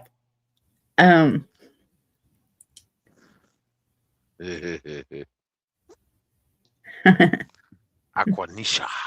I can't think of any except for Karen. I'm who would sitting here, offer It Karen was just pretty cool. going through my head because of I don't know why they decided to give the Biashes the name Karen. Uh-huh. Yeah, that's a good one, Bonnie. Like, yeah. So, Oh yeah, Karen. Yeah, Karens get a bad rap, no doubt. well, Oh, is have that the any of blue you butterfly? met a non-Karen, a Karen that didn't act like a Karen? Yes. Okay, we Well, got one. it's not spelt the same way. Hers is spelt with a C and a Y. I don't know. I So can't say that I I don't have. think that counts. No, that doesn't count. That's some Alright, fair Karen ass enough. shit right there. I don't think I've met a Karen. Not I the have name, Oh, maybe the wait. persona. I do know another Karen. Oh Yep. God, how does she spell her name? No, she spells hers with a K, but also a Y. All right, never mind. She doesn't count either. No, I don't know a straight Karen. Karen. I don't think I know one. I did, and Probably she Karen acted with a like B.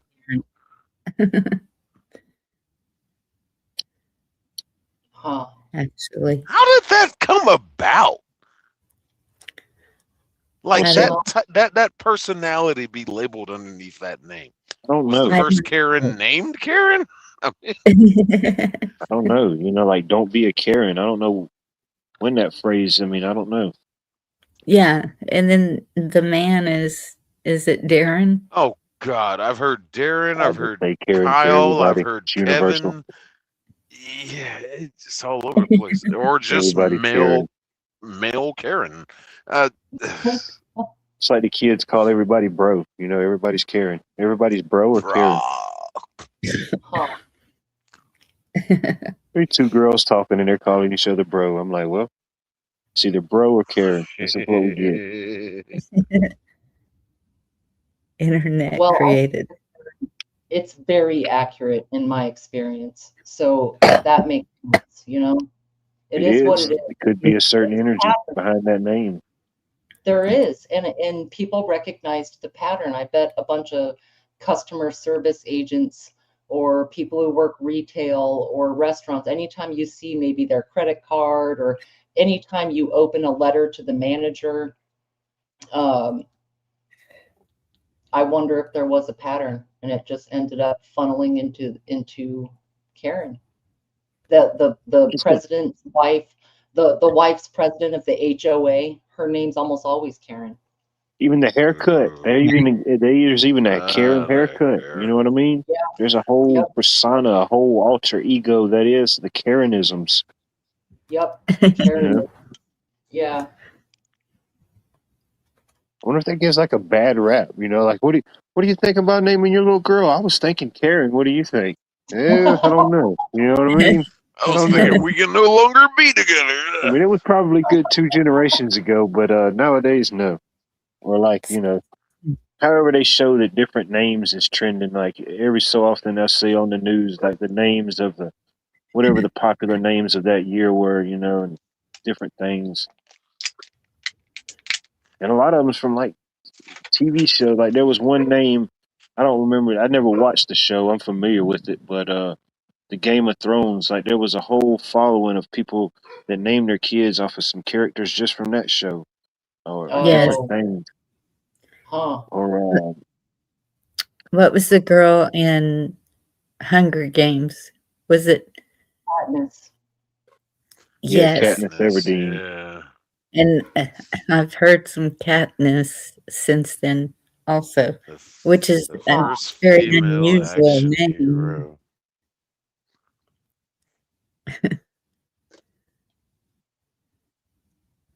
I would never name my kid Katniss. What the hell? I met plenty of No, Catherines. I met a lot of Catherines. No Mhm. Katnisses. Yeah. It's too close to catnip. I wouldn't name my I don't even know if girl I've met an Everdeen. that. They did. They didn't tell me. Huh. They didn't want it to be known, I reckon.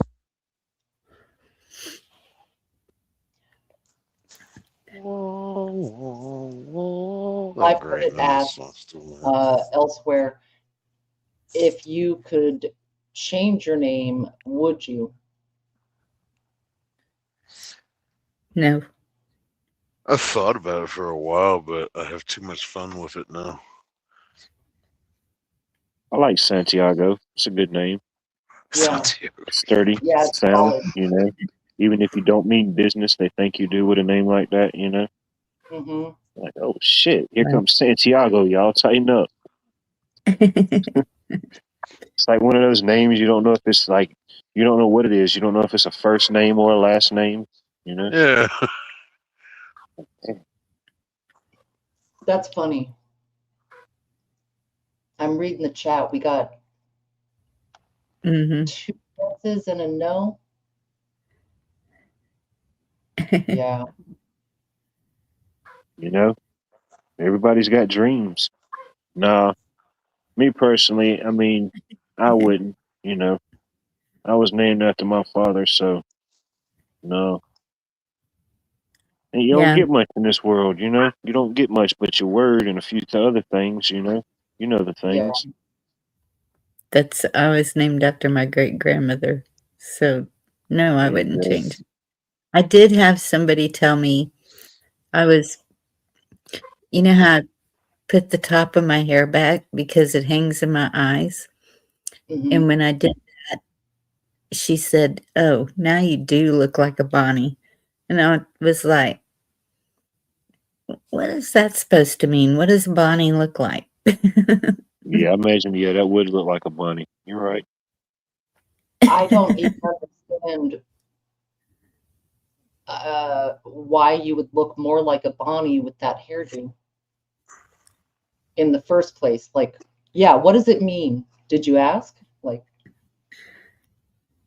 No, I just laughed it off and the source. Yeah. right. I agree, Huh. Hughes. It just causes too much confusion. Or Angel. I've known an Angel, and it's spelled like angel. Angel. Oh, Different interesting. pronunciation, different things, or yeah. Yep. Yeah, like Jesus. Cheryl, you're blonde. Yeah, Jesus, yeah. Sir. Just imagine, you know, if your name was, if you're, yeah, you name your child Jesus, then it was like a Major League Baseball player.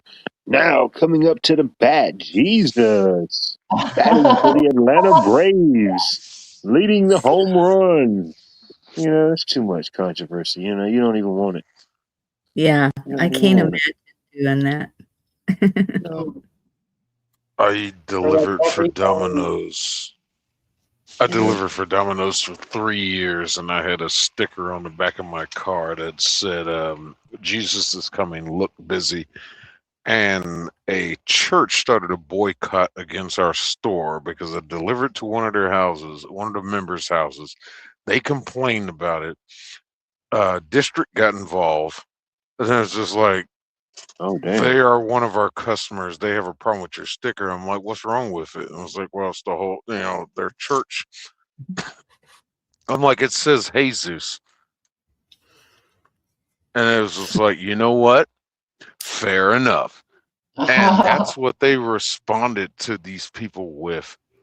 And they boycotted us for about a month before one of Dang, them not the ordered from us 30-day again. no show, no call.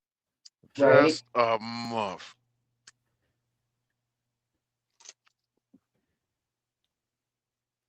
I wonder. Keegan.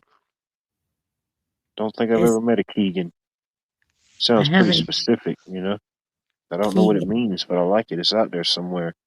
Isn't that like a scientific term of measurement or something? Jesus Gabriel is a football player. I can see that. Jesus Yeah. Gabriel. With that, no, God. with a name like that, you're destined for soccer, like no doubt. You know, the odds are stacked in your favor for sure. Plays the foosball. I know that's coming. That's coming here to the beautiful state of Georgia next month. They're having the what is it? The World Cup, the FIFA, whatever it is. All the different soccer teams from around the world. I forget how many different U.S. cities are hosting games, but Atlanta, they're one of the cities. And I think between June the 15th and July the 15th, they're hosting 8 games. The cards Pay play for out that right. I'd like to be there stadium for one of them. somehow.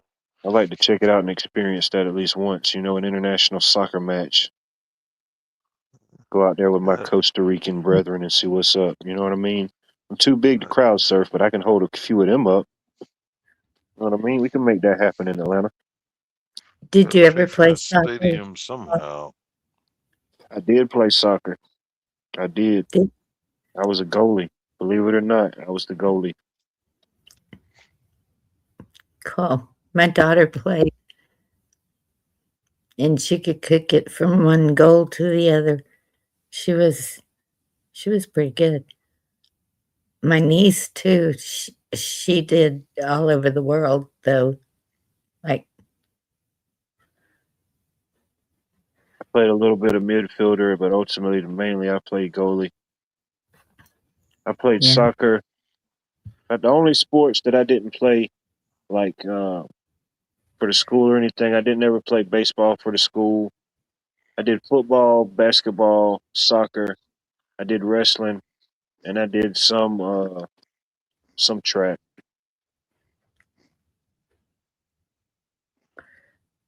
Shoot, I remember when I was in school, there was a guy a couple grades above me. He ended up going to the pros. He got drafted by the Los Angeles Dodgers. Right out of high school, he went to their training camp, but he was throwing 100 miles per hour in high school.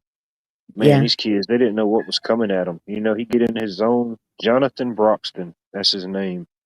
If anybody ever wants to look him up, probably nobody will, but Jonathan Broxton, yep. He was the local prodigy. He went on to the league stayed with him for, I don't know, about a decade, made some millions, came back, gave back to the local community, and just doing his thing now, whatever it is. Yeah. We Yeah, had he was one. throwing 100 miles per hour in high school. God, Yep. mine's was Heinz Ward. I was like 3 classes behind him. They retired his crap in the school and everything when he was at UGA. And I was like, really? Mhm. Oh, damn. Check that out. Jesus Made. Check that name out. Jesus Made is a big Brewers prospect coming up fast. Huh, what a name. Jesus Made. Well, I'm pretty sure it ain't Made. It's probably Made or Jesus Made. But still, you know. We count meat puppet.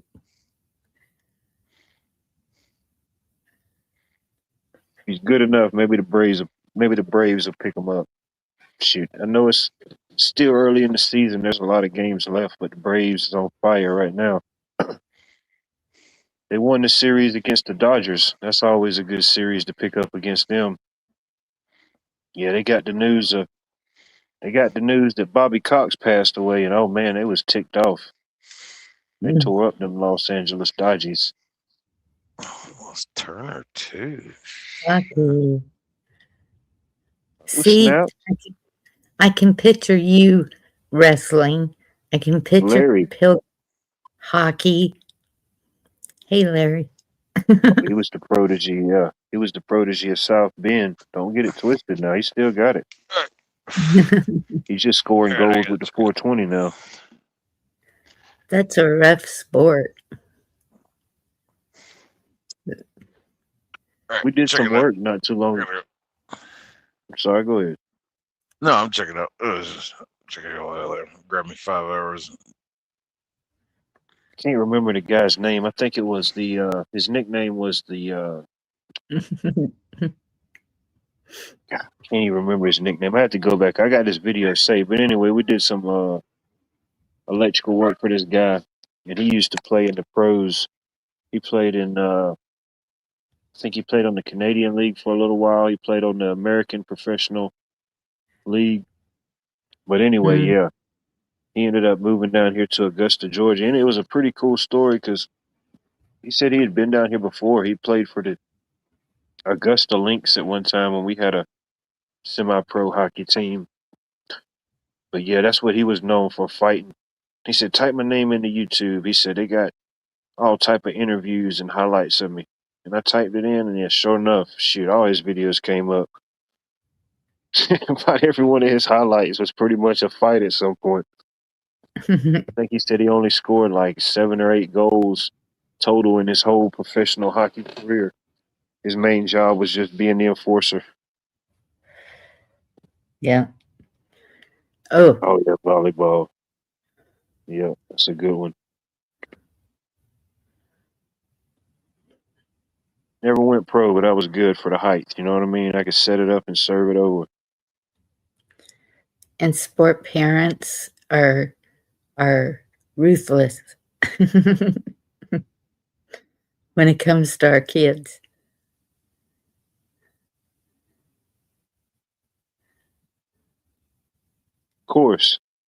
Of course, when the Braves get on fire again, they start having lockouts. You know what I mean? That's the whole conspiracy with the MLB. You know, just wait till December. Yeah, no matter who the champion is, let's just get through this season. But yeah, oh yeah, volleyball. Even just playing on a court or even in the sand. Yeah, it's definitely a sport that keeps you in shape. Yeah. Archery They and got dart. I love archery. oh yeah, archery. They got some of the parks here locally. They have different things. You know, different things you can interact with, volleyball, whatever it may be. It's Hmm. pretty cool. Some of the people they go out there, or even the I don't know if it's a thing in a lot of other places, but disc golf. You got a lot of disc golf courses around here. You'll see people out playing disc golf. It's pretty Yeah, interesting to watch. that's a big thing here too. Disc golf. Oh, they I love it. haven't seen it. I wouldn't have a clue what it was if I saw it. But I know Yeah, my kids, they go play, and I've never gone with them. Red Horse Homestead. Good to see you. I hope all is well. It's 11:11 there.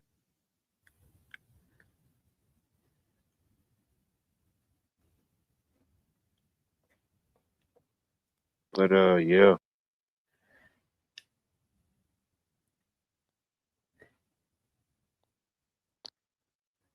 That's my whole family. Whenever we get together on my father's side, always a volleyball game. Even at my sister's wedding, there was a volleyball game. Oh yeah. No doubt. Shoot. Shit, I remember in the summer times they had it set up. Shoot, it'd be volleyball going. Shoot, it'd be badminton going. Shoot, Hmm. kickball games going. Shoot, you'd have the softball games going. It was nonstop. Yep. It was like the Summer Olympics. You know, we didn't even know there was a Summer Olympics. We thought we was living it. You know, like damn, they copied our idea. Now they got a Winter Olympics. Dirty dogs. Yep. Shoot. We'd play kickball at the end of the cul-de-sac on Guam. in housing. All the kids that lived in base housing, like kind of by neighborhood, but our neighborhood, I don't know, quite a few, a dozen or so. Mhm. And we'd make the kickball teams, and the road kind of went straight and slightly up a little bit, so it was perfect. Like, it was a lot of fun. Kickball. It's just, yeah, it's a simple game. You know, all you need is a ball and a few people. It's like soccer. You know, you don't need much to have a game. Yep. Well, it's kind of like baseball. Well, I don't know how. I can't remember how you score a point. It is now that I kind of think like baseball. It's baseball in a way, yeah, because you got your bases that you run around it, and then if you get tagged, you're out. You know what I mean? If somebody catches the ball, you're out. You know, like in Right. baseball. Yeah, if someone catches it, and yes, I knew there was an overlap in the bases. Yeah, And that was a good time. then it's almost like dodgeball because we used to do it that way. You know, just don't hit nobody in the head, but if you hit them on the body before they get to the base, they're out. Right. Yeah. But, you We know, lived in See, dodgeball. cul-de-sac Say by that the again, base. Bonnie? We lived in a cul-de-sac by the base also, but we played Ooh. touch football or basketball. Did you Oh, ever yeah. do the flashlight football? Or I don't think it was tag. I think it was a ball game where you use flashlights. We did that too. I never saw that. Nope. We had it Yeah. in high school. There was a powder puff football, Okay. and there was always a fight. No matter what. So it was weird that it was called powder puff.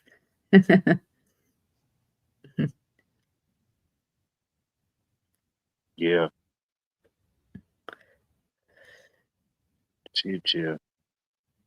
Yeah, some My things favorite like that, was yeah, it don't take much to get it going. Yeah. Sure, that's dodgeball. Yep.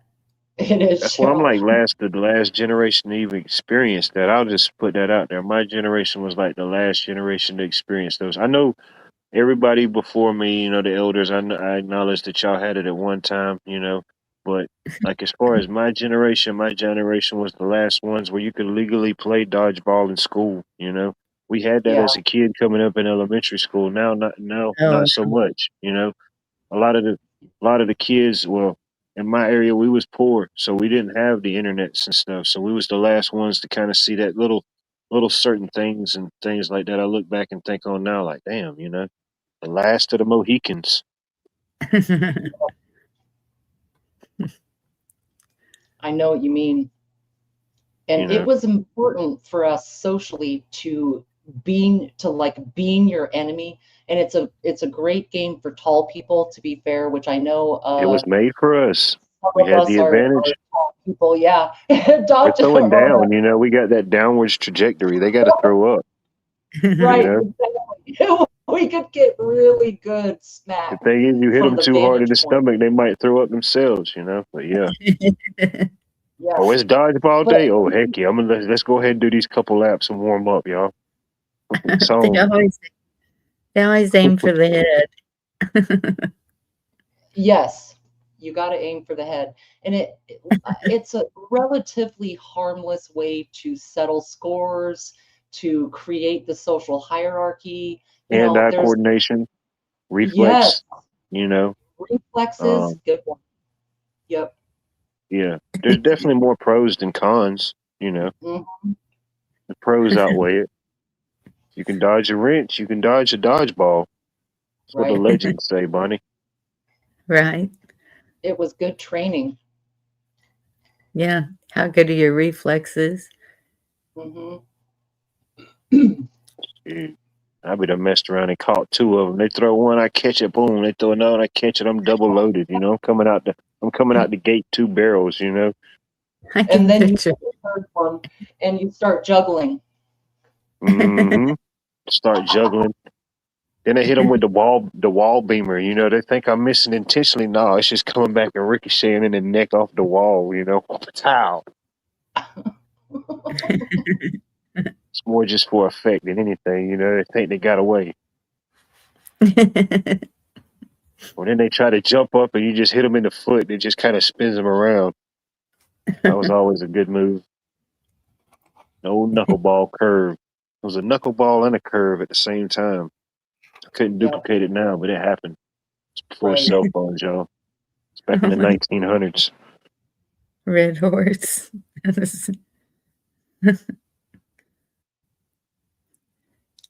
Yeah. Yeah, oh yeah. Yeah, no Yeah. doubt. I did that. Being a taller person, you got more mass, but the good thing is there's a lot more little people you can maneuver around, you know? Just kind of shuffle, do the Cupid shuffle around them.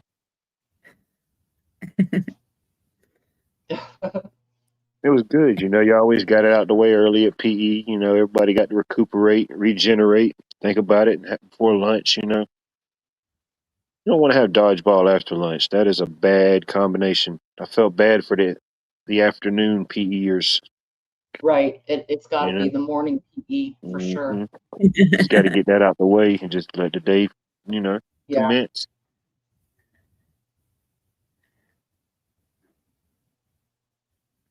don't know about that, Johnny. South Damn. Carolina Gamecocks, they're still a thing. And all the Maybe. years of canceling things, I'm like, man, if I know eventually they're gonna come after the Gamecocks, it's still a thing. You know what I mean? Yep. Damn right, James. Good to see you, brother. I hope all is well. Congrats to the Dogs on the SCC regular season championship. You know what I mean? That's the type of things that happens over here. We're just seizing the day. You know what I mean? Oh, my bad. I didn't mean to hit. I meant to hit the clap Oh. emoji. Oh, damn. Hold on. Whoops. Shit. Damn, what's going on here? All right, we got to stop the madness. Wow. But yeah, they got the regular season SEC championship. Hopefully they can close out and keep that momentum going into the postseason. You know, the Diamond Dogs. That's what they call them, the Diamond Dogs. Baseball, Jerry. Men's baseball, men's collegiate baseball. I do use that term very loosely. Very loosely.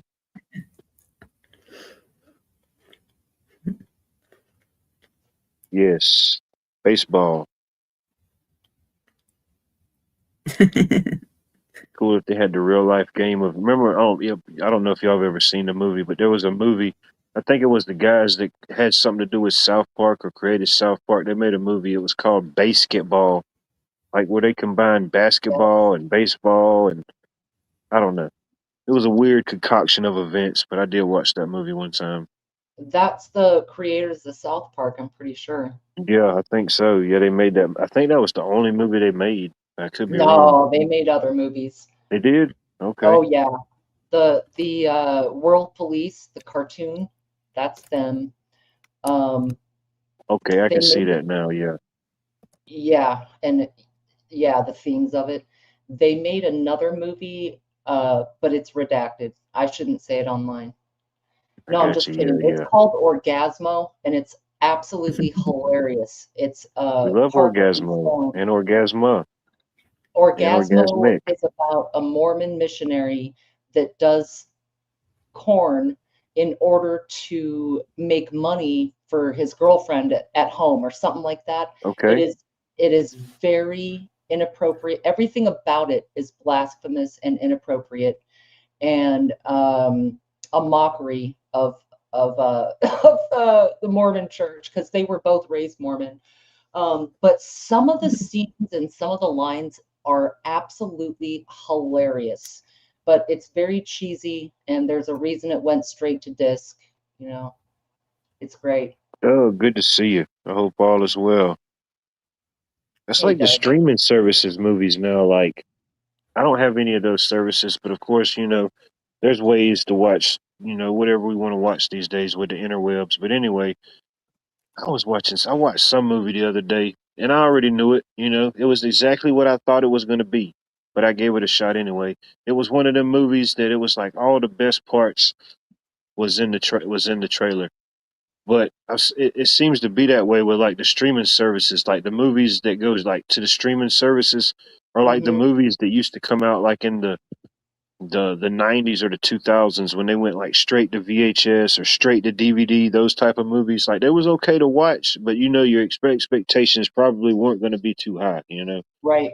But yeah, I watched that movie and I can't remember what it was, and I'm like, yeah, it was a decent movie, but it was like it was like a direct to DVD type movie. And now they go straight to streaming if they kind of suck. Oh, there's hope. We got Super Troopers 3 coming in August, allegedly. You know, that'll get your moist radar off the charts. I promise you, just in time for August. Mm-hmm. Can't get enough Trooper, especially when it's Super.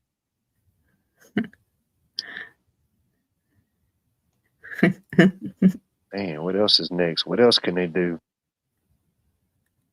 I didn't even know they had a Super Trooper 2. You know what I mean? Right. They got The Spaceballs original. 2 coming out 60 years later. I mean, what's going on in Hollywood? Right. They aren't there. Like it's a ghost town. Damn. Jerry said they shut it down. They said the hell with it. They shut it down. Y'all thought it was y'all thought the writers were going on strike. Nah, they were just packing up. Shoot, they weren't striking. They was hiking.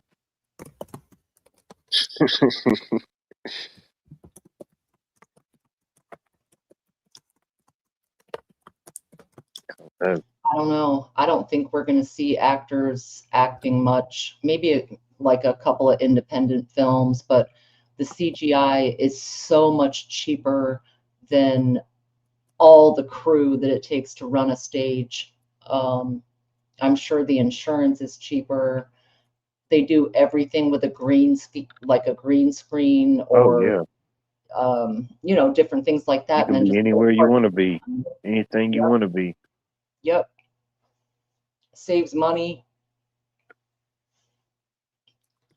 Yeah, I mean, even if you wanted to, I mean, you could tell that it was done that way or for whatever purpose. But I mean, you wouldn't even have to have the actor or actress. You could just CGI scan their whole body like they do it and just create like a digital rendering. You know, you just Yeah. cut them a check for their face and likeness and whatever voice applications they add to the movie. But yeah, they do that in certain games and certain shows and stuff. I've seen it'll just be a digital cartoonish rendering of this person. You know, it looks just like them and it's their voice, but they're in a different character. Right. Yeah, Brew, there's been quite a few actors, actresses that have come out sounding the alarm of, they don't have job security anymore. They don't want their voices used or images or likenesses, without permission and contracts and whatever. I mean, you can make a pretty good Tom Cruise that looks like Tom Cruise acting like Tom Cruise acting like he's not an actor playing Tom Cruise. Dang. A man playing a man playing a man. Yep. That's exactly what he is. Like from the movie, what was it, Tropic Thunder? I'm a Mhm. man playing a man about another man. Everybody knows you don't go full retard. Right. Everybody knows that. Remember Sean Penn and so and so? So it's okay to be half retard? Yeah, you just don't never want to go full Riri. You know what I mean? Yeah. A little bit. A little bit it's okay. Just a little bit. Who am I to say what's your proper dosage? I can't. My proper dosage would probably be different. Everybody's got different tolerances, different levels, different dosages. I don't know.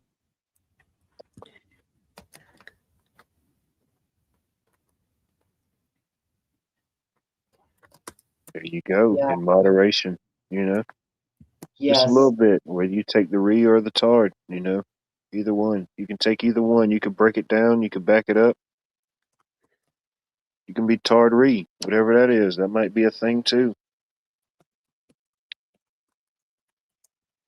49% or less. Damn. That's all they give us? Yeah, that's all you should do. Okay. Yeah, Yeah, that's your maximum dosage allowed. correct. And I mean, even then, once you cross that 40th percentile, I mean, it's all downhill from there.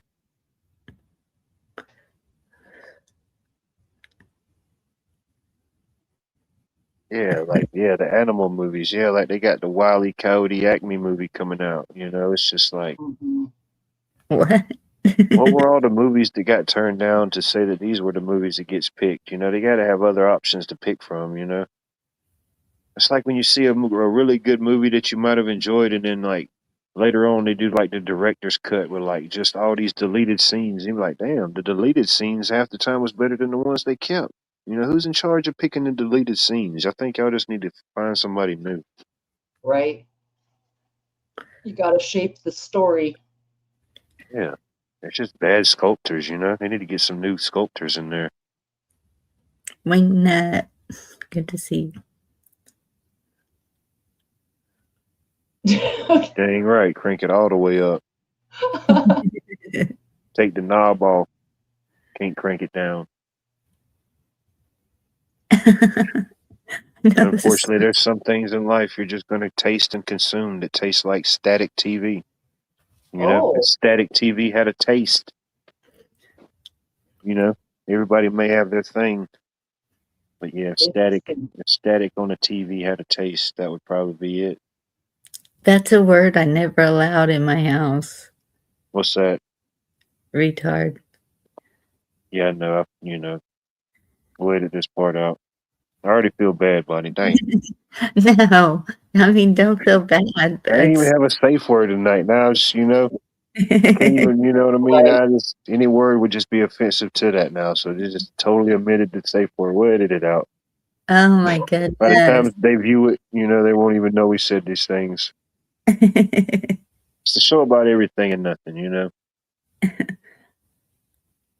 At this point, if that singularly word is the single word that caused you to lose your absolute ever-loving mind and your last nerve, then I don't think it was the word that did it, It's like, there's I mean, all the words we get to in this world, if that's the one that breaks the camel's back, how sturdy were the camel's legs, But I watched this video, and I've seen it told a couple different times, but basically, it just told us to basically make a long story short. The guy was just telling us that if you're calm and you're well and clean for whatever purpose clean you want to assume inside, it doesn't matter whatever's going on outside of you. Ultimately, can affect you internally. And he put it into like the story can go into like a visual aspect. You got a cup sitting there, and you got all this gunk and this muck and this sediment that's settled to the bottom of this cup. But above the cup, you've got the water. The water, it floats above all that sediment. But the whole time the sediment's there, but the water's crystal clear. But you take a chopstick and you swirl that cup up and you swirl it around and you create all this chaos. Boom. Now that water's all murky. It don't look so clear. But you remove all that sediment, you remove all that funk, you remove all that ism, that TARDIS, whatever it may be that may be inside of you. It don't matter how many times you could stick 100 chopsticks down there in that water. It don't matter how much you shake it up. It ain't never going to be murky and cloudy because those things have already been removed. I think a lot of times, in my opinion, from what I've seen, a lot of times, people get upset or they get butthurt or something. Even me myself, I'm nowhere near removed from these things. Most time when I speak, it's just from my own personal experience and walk, because that's ultimately everything that I see. But a lot of people, they do that. It's something within inside us or something that they haven't let go personally. Whatever it may be. Extra baggage or whatever it may be.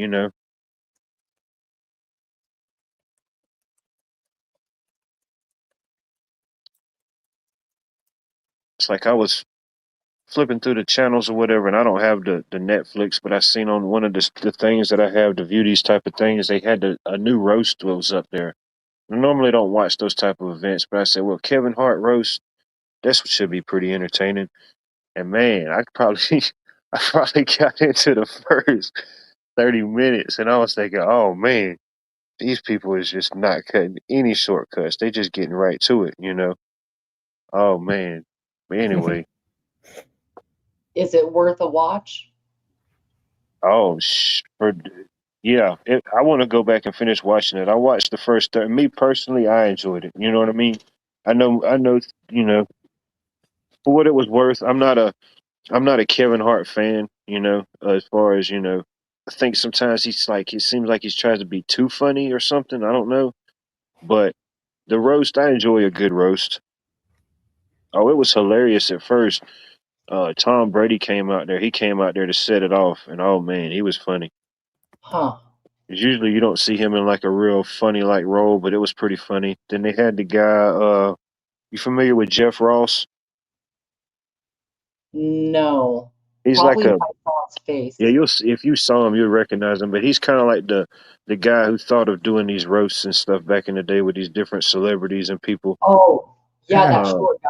yeah, Yeah. the short kind of yeah, he came out there and he was dressed as like Eddie Murphy, with like the red leather suit on with the chain and everything, and he was made this whole joke about, yeah, Kevin Hart, you always said Eddie Murphy was your idol. Look at here, your own idol don't even want to show up to this dang mess. You know that pretty much says it all about your career. So you know, if you're wondering why I'm dressed like this, hey, this is the closest you're gonna get to Eddie Murphy tonight, ladies and gentlemen. Yeah, he Right. came out there in like the red leather suit on with the chain, and he did the little yeah. I mean, for what it was worth, you know, I thought it was entertaining. Yeah, yeah. I You said, see man, they are not holding back. it. That'd be a fun night. Good night, Roast. Jerry. You have a Night. blessed night. We'll have a panel roast. Yeah. Oh, that would be fun. I'd do it. I thought that's what we were supposed to be doing every time. In a way, yeah. You know, sometimes it's like a mental roast. You know, we may be roasted mentally, good or bad. You know, but yeah,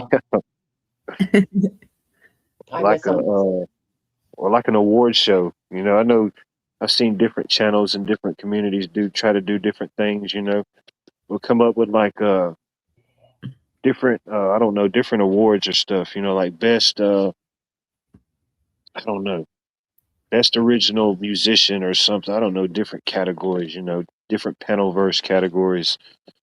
Right. Best I don't know. It'd be pretty cool to come up with an idea and have something like that. I think. You know, like I said, different communities do it. Put together something like that. You know, Yeah. I think that could be pretty fun. Best icon. There Best. you go. Yeah, best icon or best YouTube handle name. You know, best YouTube channel name. I don't know. Wildest YouTube short video or something. You know, different categories. We could come up with our own categories. You know, I think that would be fun. Excuse me. Yep. I don't know. Just spitballing here. You know, if something sticks. You know, so be it.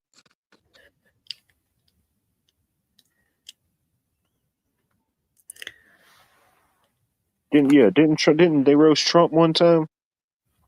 Oh, We lost her.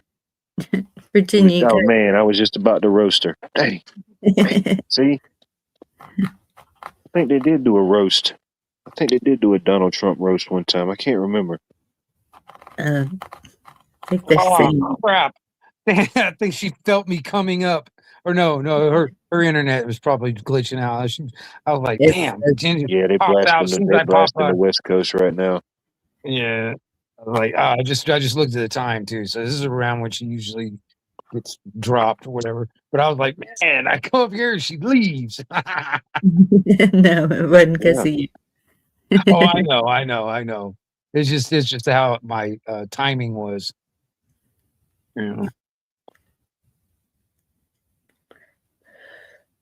There you Yeah. go. But yeah, for whatever it's worth, I mean, I probably watched like the first, maybe it might not even been 30 minutes of it, but yeah, I said, yeah, I'll probably come back and check out the rest of it.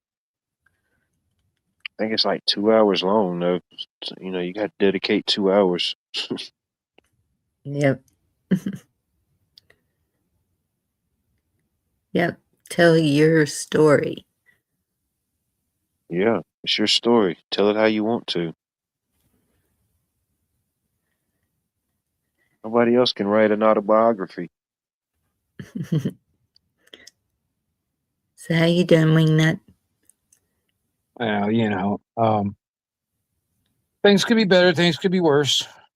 I got a message from my cousin today. I think my truck is going to be ready probably tomorrow or the day after. That's Yes. good news. Sweet. Yeah. Had to slap a whole nother engine in that thing. Oh man.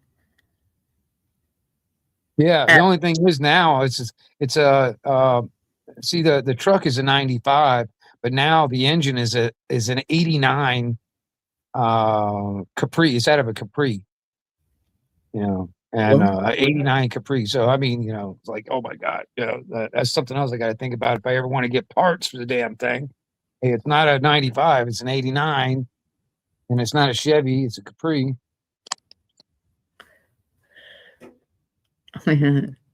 Shoot, yeah. You ought to be good to go for a while then. Got your new motor in there, a new engine.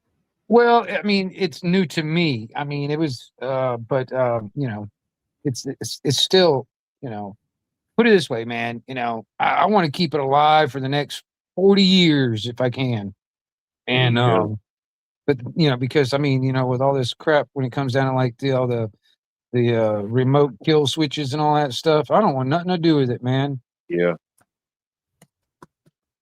Yeah, if you can get the parts, do it yourself, or know that somebody that can do it, definitely. Yeah, I mean, and my engine is like, I mean, it's an old carbureted with a distributor cap. It's very little computer stuff in it. Very little. That's good. Yeah, I mean, that's the type of vehicles I mean, honestly, I think the newest vehicle I ever had was like a 2000. Everything has been years before that. You know what I mean? I mean, Yeah. I had a Volkswagen. I had two Volkswagen Bugs and a Volkswagen van, and they were 76 and 74 models. I had those for like many years when I first started driving and stuff. And then, and then everything else has been like around 90, 95 or, year models. I don't, and I don't even like the newer stuff anyway. They got too many damn bells and whistles. It's just not even necessary, in my opinion. This is the newest vehicle I've ever had, and I'm looking for an old something, and then I'll probably sell it. The plan was to leave it to my son, so he would have a decent vehicle, but Well, actually, my mom did her will not too long ago, and that's exactly what she's got in there for me. She's got that set aside. Her truck is coming to me when she passes away. Yeah. So I mean, I don't know what I'll do with it. I mean, it'd be, but still, I mean, my brother and sister, they're going to deal with the house. I'm not going to deal with that. Trucks are good. But I, I'm kind of, I'm looking forward to having my mom stick around for another 30 years. Right. You know, Well, yeah, that's Yeah. what we all want, but sometimes, well, life gets in the way. You never know. yep, And I don't want to think about that, but still, you know. I But I was know. sitting there talking about it's like also when it comes down to it, you know, when it comes down to stuff. I mean, we come into this world with nothing, and we're going to leave this world with nothing. You know what I mean? So, I mean, quite honestly, all this stuff really doesn't mean shit. You know what I mean? It's just kind of keeping us comfortable and while we're alive. You know, Right. because I Well, mean, seriously, I'll leave a whole bunch of crap for somebody to deal with if I pass away. same.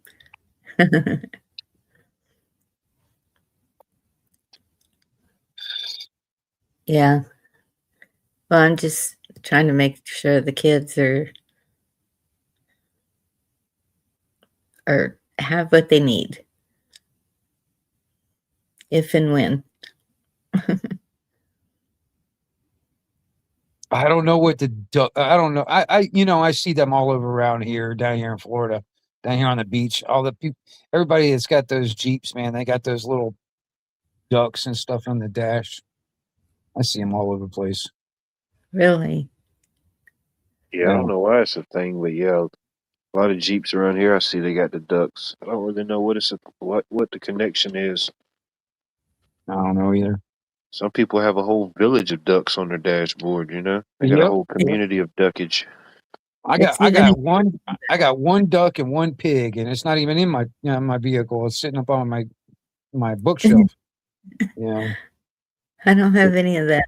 And I haven't seen any of that. But it's even in Canada. Oh yeah. I'm gonna have to look up what's the deal or ask my kids. They'll know. Yeah, you know, there's like you know, like the old, you know, like the Jeeps, you know, Yeah. that I don't know what it is. I don't know. Somebody started it and it just fucking caught on somehow. Yeah, it's one of those trends. Yeah, Yep. You know, and some people get addicted to those things, man. And the only reason I've got them is because I mean, you know, these are some of the auditors I know, or some of the cop watchers I know. They were handing those things out and stuff like that for like, you know, Uh-uh. for stuff. Feeling ducky. I don't know. yeah, I've heard that Well, too. no, the duck I got, the duck I got, he's flipping you a bird. You know, that's the duck. That's the rubber duck I got. Nice. Yeah, yeah. Symbolic. You know, has a purpose and a meaning. Mm, Let's see here. Bam. I don't know. I'd be leery of touching it if it was in my door handle. There you go. Bam. Mhm. Just flip you up, boom, bam, There you go. I saw a thing.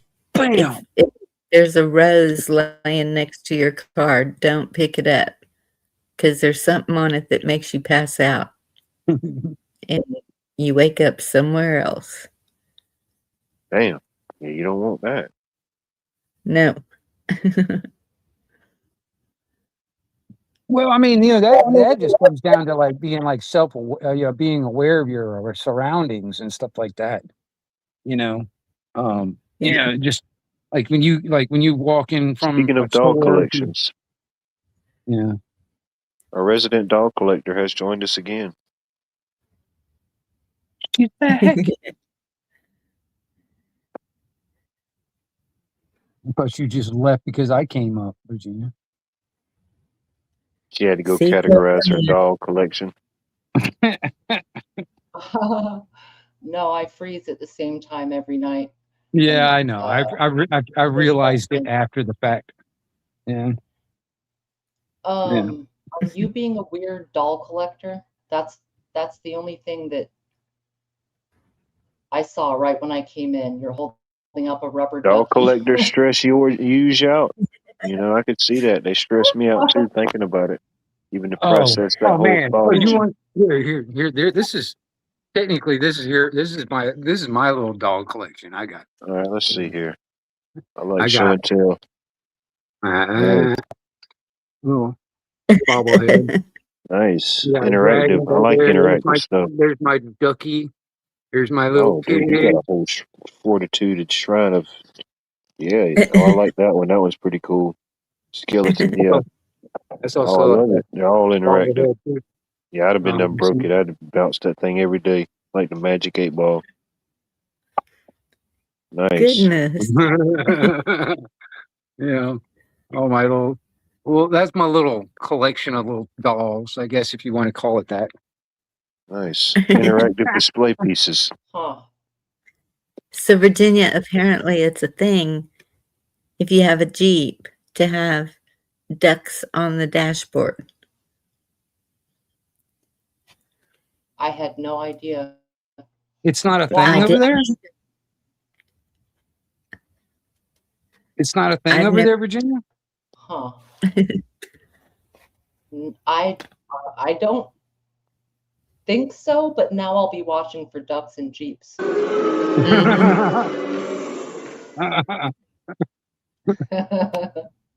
I mean, seriously. I mean, around here, they're all over the place. But I mean, and I don't know why. I don't even know exactly why it happened. I like I said, I just think if somebody started it one day and then next thing you know, it caught on and everybody else now does it.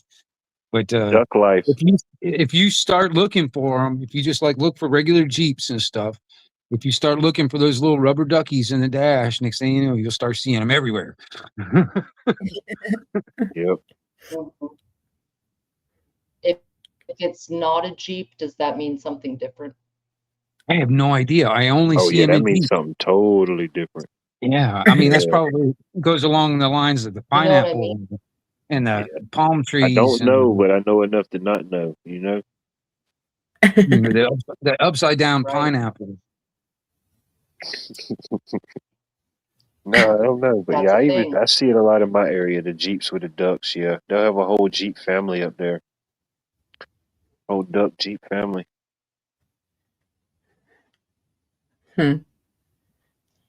Does Oh, it duck wasn't say ducks, but I seen Aflac some when you squeeze it?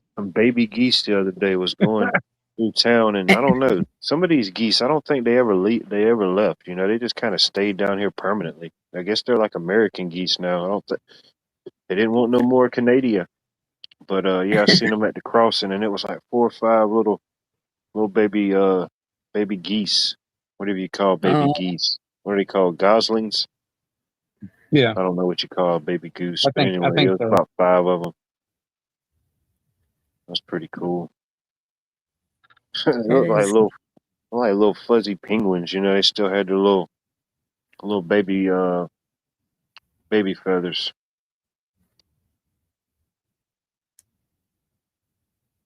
It's all Biden's fault.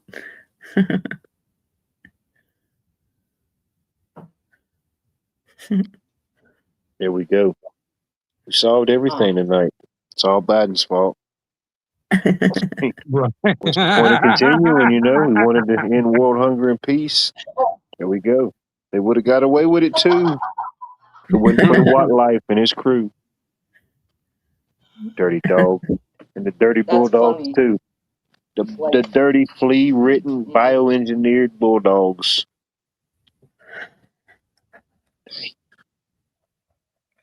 Can't have nothing nice no more, man. Well, Can't have nothing this is nice. why we don't have nice things.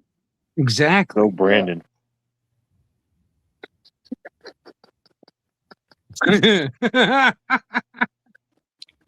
Oh. Oh man. Let's go, Brandon. Let's go. So many funny events in this timeline. So many Yeah. funny events, but Right. nothing funny. You know, comedy's dead. There's no humor. But how is everything funny? Is Oh, it just my me? God. You know, It's how is everything dead that is the thing, but the thing continues? You know, how is this even possible?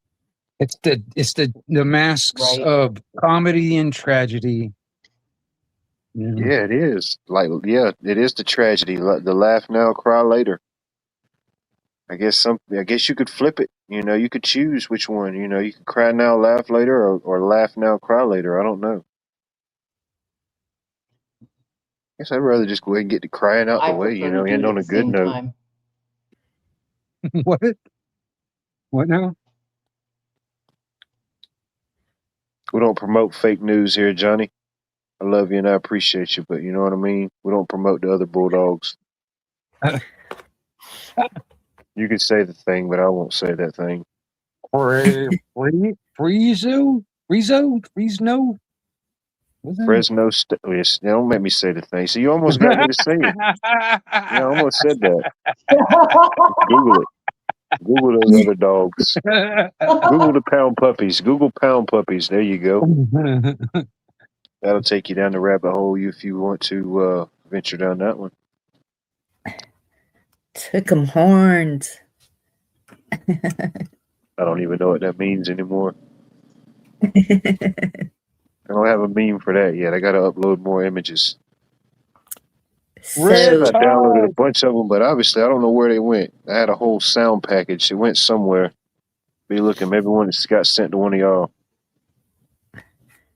if you ever go around the Longhorn, you'll know what it means. They like to use those horns to throw things or Oh, that's like I was at the event Saturday at the barbecue event. And, you know, I'm always people watching, acknowledging people. You know, I remember faces and stuff, but yes. this one, I was walking around. I had just got through eating, so I guess the guy had done watched me. He was timing me. He walked up to me. He said, "Hey man, how's it going?" And he shook my hand, and then he started like pointing across the field. He said, "Cause I had on my Bulldog hat and I had on my Bulldog shirt. You know what I mean? Just to let him know." He said, "Hey man, Right. you see that guy over there across the field? He came. He told me to come over. He didn't want to tell you, but he came over there and he told me to tell you. He said he don't appreciate them Bulldogs, and it ain't nothing but Roll Tide with him." And I said, "Oh, really?" And I said, "Which guy was this?" And he's pointing across the field. And I said, "Well, if he feels so confident in what he's saying, you go tell that guy to go tell me Roll Tide." And he said, and he started going. He said, "No, I'm just kidding." He said, "I'm that guy." And I said, "Oh, really? You're that guy?" He said, "Yeah." I said, "What do you think about it?" He said, "Well, what do you think the Bulldogs is going to do this year?" I say, "Shoot, I'm just, you know." But yeah, I said, "Well, where's your Roll Tide gear at?" I said, "You ain't got on no Alabama gear."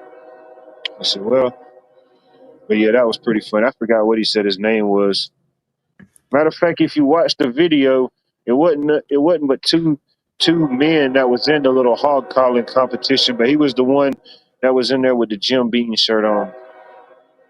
Oh, okay. All right, I got to mute. The train's coming in hot, Bonnie.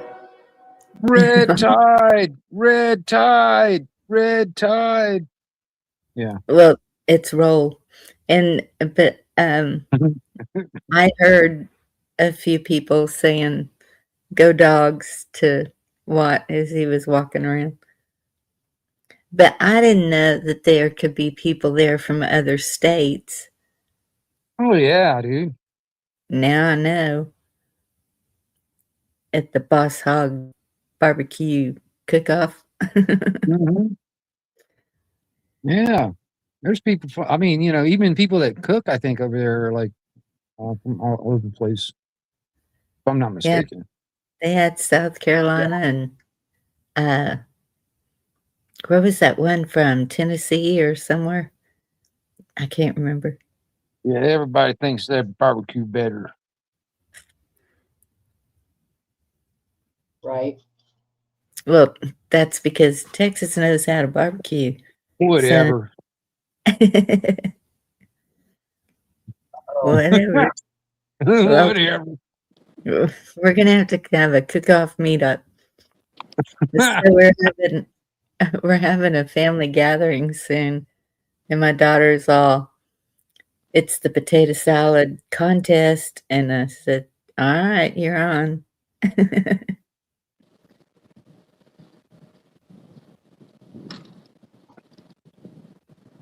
Shit, not unless your team is the Crochet and Karens of Wichita, Kansas. That'd be the only knot, you know.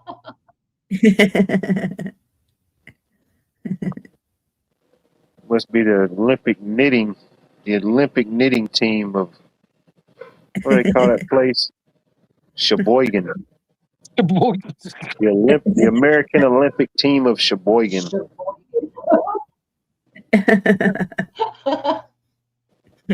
The place that everybody likes to say because it's a cool name, but nobody ever admits they went there, you know? Who do you ever admit that went to Sheboygan? Besides the guy in Home Alone. You know what I mean? No, I Think can't about say it. I've been a lot of different places. I Take can't two say and that get I've back been with me there. tomorrow. Yeah. I'm at it. I've been to a lot of different places, but not there. Oh no. He laughed. A while ago, he put me down there. It's the divine comedy, you know? It's the divine comedy. Yep. Dante. Well, you didn't give me a safe word. I know. I guess once we said retard, safe words went out the window. You know what I mean? I mean, we already lost the ASPCA accreditation. We lost PETA. We lost the PETA check. Oh, hell, fire, damnation. Hell, I think even dang, what's his name? And I think even Paula Dean said she wasn't going to cater for the 1 millionth episode. You know what I mean? We even lost Paula Dean and she got canceled. You know, how do you get canceled by the canceler? You know what I mean? You know how embarrassing that is to get canceled by somebody that already been canceled? Yeah. It's like Martha Stewart turning you down. You know what I mean? But she didn't even get canceled. She went to jail and came back stronger. You know what I mean?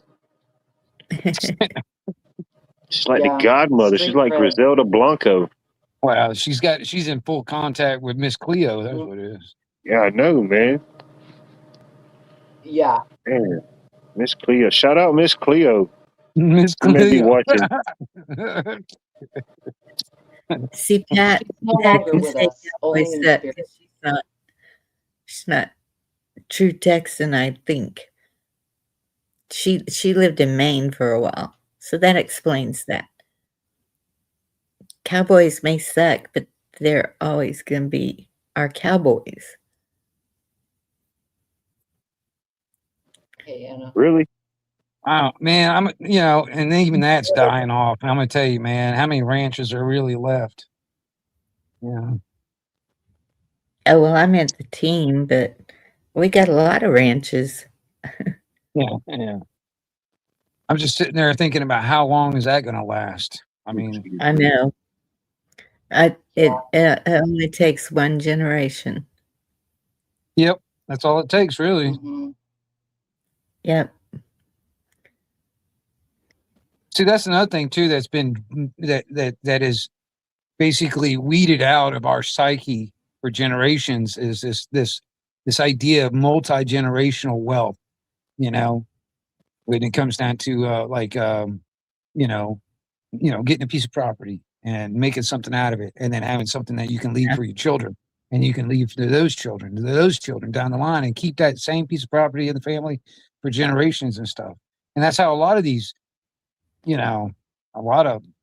families can keep their wealth, is doing it that way.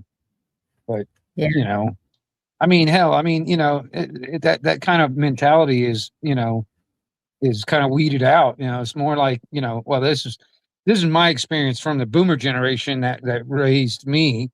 It's like, get while you can and before you die, and fuck the generations after. Get it while it gets good. Yeah. No doubt.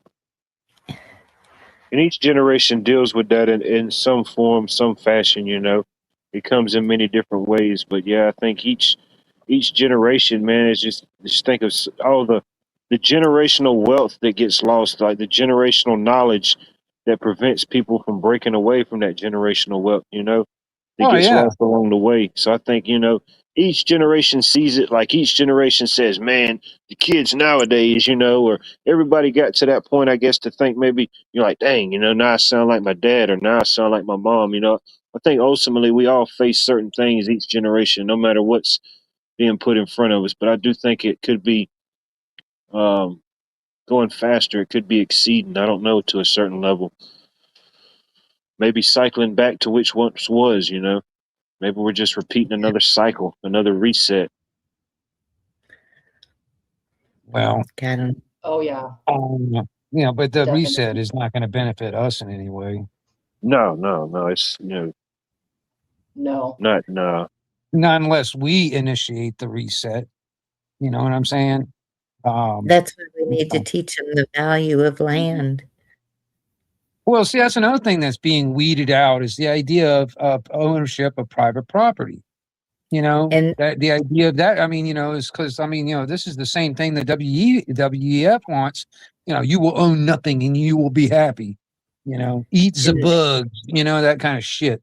And and there's so many people that have that type of mentality where they don't think that, private property ownership, it should be a thing. That's where this zero border type idea and blah blah blah, and no, there are people out there that is a perfect example why we have fences. You know what I'm saying? And I yes. don't understand why people don't understand that. You know what I mean? And I don't know. I get it. I've gotten into those debates when it comes down to like private property, the idea of private property and stuff like that. I like the idea of private property. Well, the problem is the government thinks that they own all the land. And yeah. so it's best if you put it in a living trust. It's best if you can make a family cemetery on it. What else? Create your own church. Create your own church. Yeah. Right. There you go. Yeah. Hey, I do have the Wingnut Collective. If anybody wants to be, parishioners to my church, that'd be on. Come on down. Come on down. The Wingnut Collective. We feast upon those who try to oppress us.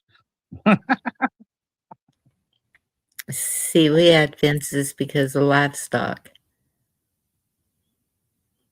Right, I hear you. Because you don't want That's your trying life. to keep things in. That's trying to keep things in. That's not just trying to keep things out. Well, Right. actually, that's probably on both ends of it too. If you're just thinking about livestock or whatever, that's keeping them in and trying to keep things out. But Sure. I'm thinking about the two-legged fucking things. The ones that that look like us. There are people out there that you just that's the reason why we have fences, because people like that. You know what I mean? Well, I'm not all fenced up. Texas has the purple line law, and then you put up a sign, enter without permission, $1,000 fine. Kind of stops it. What, just because because it's posted doesn't, hell, even a fence now, the fence that's basically around the property now where I'm at, it really ain't gonna keep anybody out. It just keeps the honest people out. Yeah. You know what I'm saying? It's not the end all be all, but if something comes No. about, you can present evidence to say, hey, this person went above and beyond. They crossed my fence. They Right. crossed by all my signs that said they shouldn't have crossed the fence, and don't proceed past this point. And they Right. can continue to do so, Yep. Yeah. A criminal, they don't care about a fence or a sign. Heck, they just, Right. Yeah, honest, just for the honest people. People Yeah. that can discipline themselves. Yeah, that's it's basically a clear line of delineation, if you want to go that route. You know what I mean? Right. Like a demarcation line in a sense. You know what I'm saying? And Yeah. and that's the thing too. I don't understand, like when it comes down like some of these people about these open border scenario. I'm like, do you leave your freaking house front door wide open for anybody to just come in? And if people do come in and they just sit on your couch and and they just like decide to kind of move in. Is that okay? You know what I mean? But they're not thinking about it in that way when it comes down to, because I look at that border as basically my fence line. You know, I mean, it's not literally my fence line, but I mean, I put a lot of investment into this nation, you know, just being on this land, investment into it. So I consider that my fence line. So anybody that comes across that fence line without permission basically is a trespasser in my mind. And I see the same thing when it comes down to the fence lines right here on my house. It's the same thing, you know. I looked into the loyal deed title, whatever you call it, and Yeah. that's where it said all land is owned by the government under the crown. Well, no, it's not. Technically, it's not. They just assumed that they basically, you know, it's under assumption and presumption. They've assumed it, so therefore everybody presumes that they have this authority and they own it, so therefore they do. You know, but they don't. You know, because Well, technically, when it comes down to the government, the only thing that it has is that 10-mile square around the fucking Capitol and forts and ports. Technically, according to the Constitution, that's it. But when they did all this other crazy changing around stuff, they basically put, you know, when the you know, Federal Reserve and all that stuff came about, that's when they put all of us, the people, and our property for collateral for the debt that they created. You know, so therefore they claimed our property and our lives for the, you know, for the assurity or the for the collateral of the debt. And that's the reason why they, you know, they really don't own it. They didn't buy it from anybody. They didn't. I mean, hell, if I bought this property, they don't own it anyway. They claim what is it, they'll put a lien on it, you know, because they put a tax on it, and therefore, you know, if you don't pay the tax, they put a lien on it and just take it from you. This is another thing too I hate about when it comes down to government. Period. I mean, I've been reading about some of these stories of these people that are, you know, their homes are being taken. I mean, their childhood homes are being fucking taken from them in the name of eminent domain to make room for fucking these data centers. You know, that's flat out fucking theft, y'all. You know, eminent domain. That's how they Yeah. do it here in Texas. That's yeah, what they call it. So yeah, I know. Yeah. It's the same thing with like eminent domain and was it civil asset forfeiture? To me, that's just nothing but theft. The government's stealing. You know what I yes, mean? and how you gonna stop it? Well, that is the conundrum, isn't it, Bonnie? Yes, it is.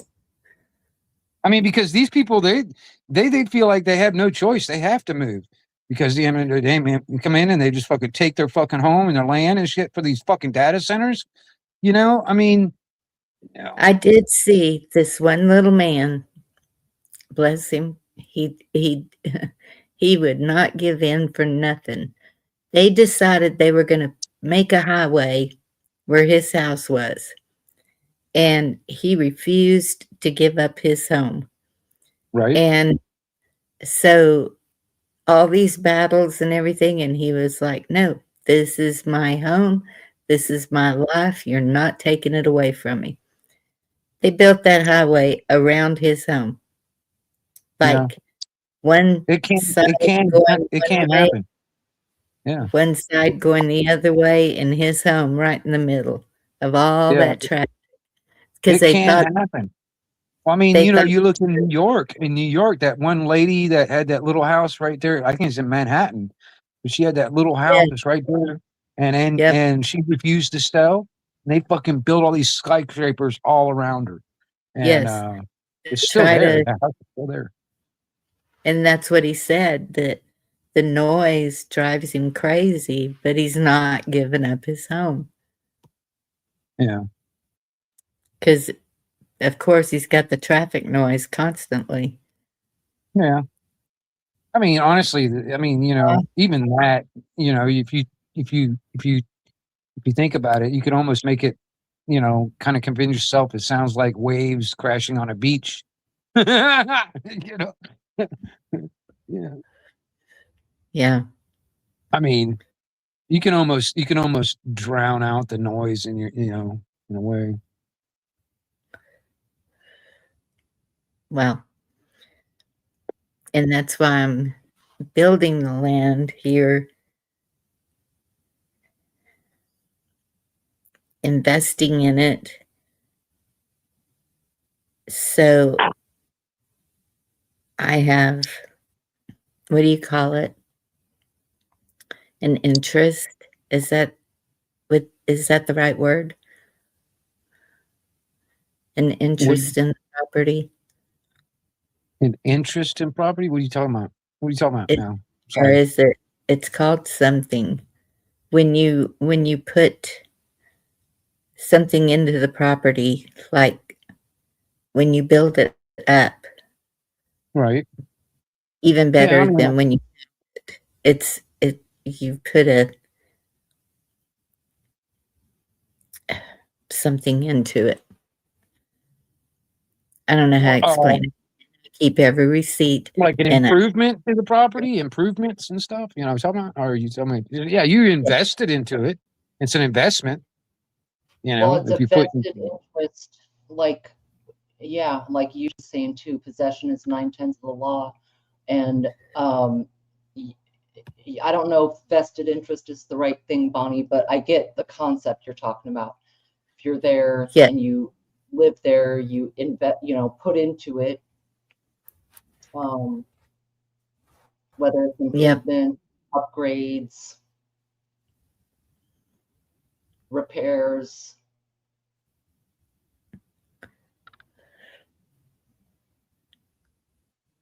Yeah. there's a couple of different things also, Bonnie. It's like, I mean, you look into those trusts and stuff. I think there's like three main categories of a trust, depending on what you want to get out of it, depending on what type of trust you want.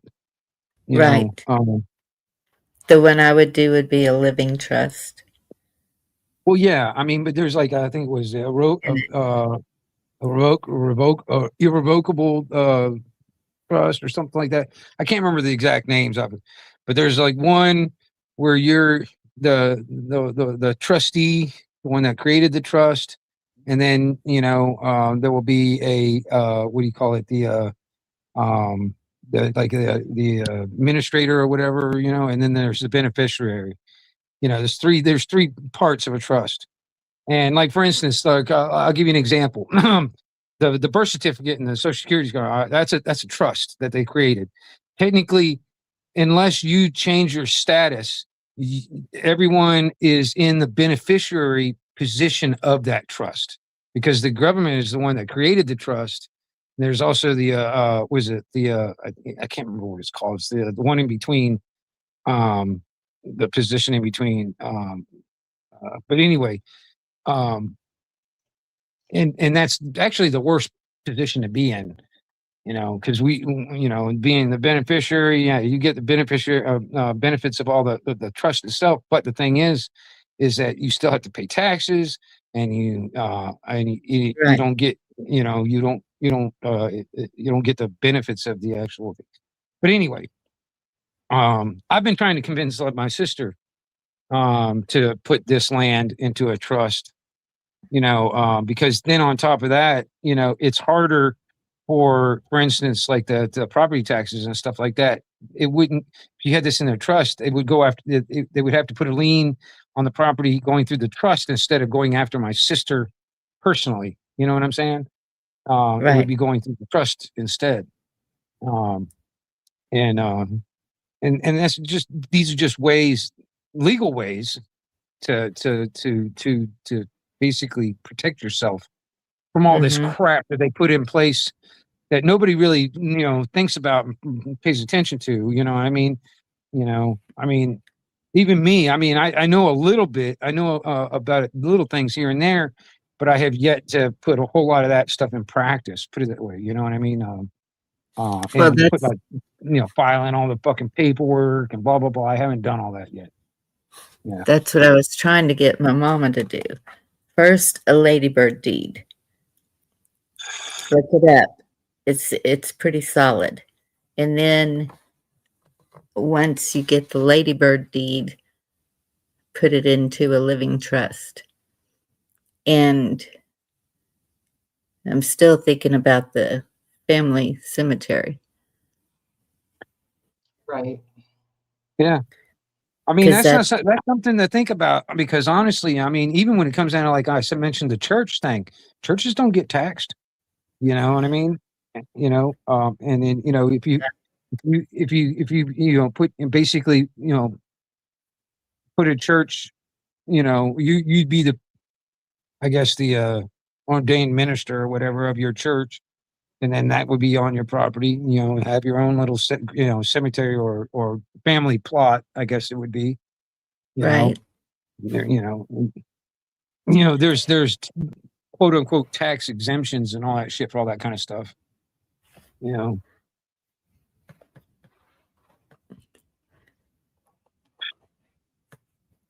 See, even in Florida, they got homestead exemptions and stuff like that. But even then, that doesn't really cut out a lot of taxes. It just cuts out a little bit, not much.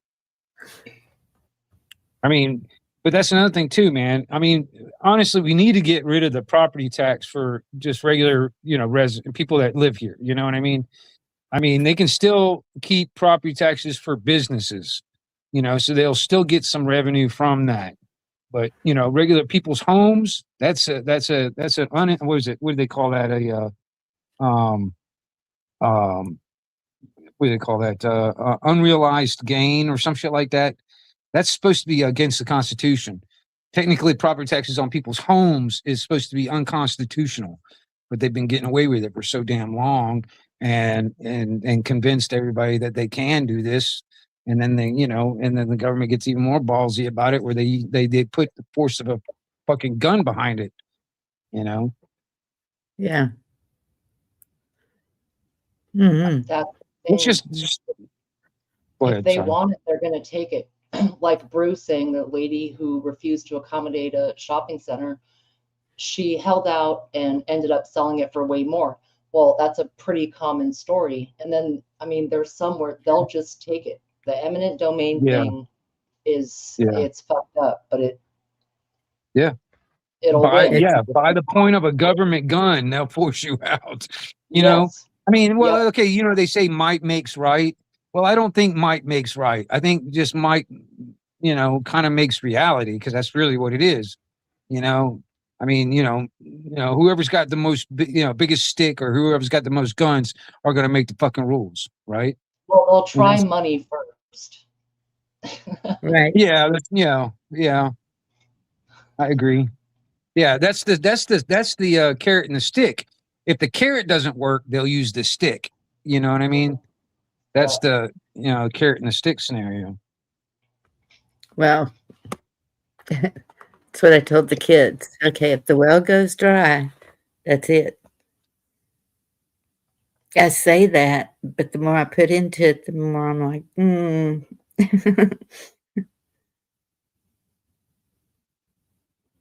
Well, that's the thing too. I mean, and this is like, I guess it's, I'm not saying I'm not perfect. I do have some fears. Like for instance, one of my fears is actually, having a lot of stuff and then it all being taken away from me in one fell swoop. I don't want that to happen, right. So there is that, you know what I mean? Because it can all go away, That's wake true. up a fucking, a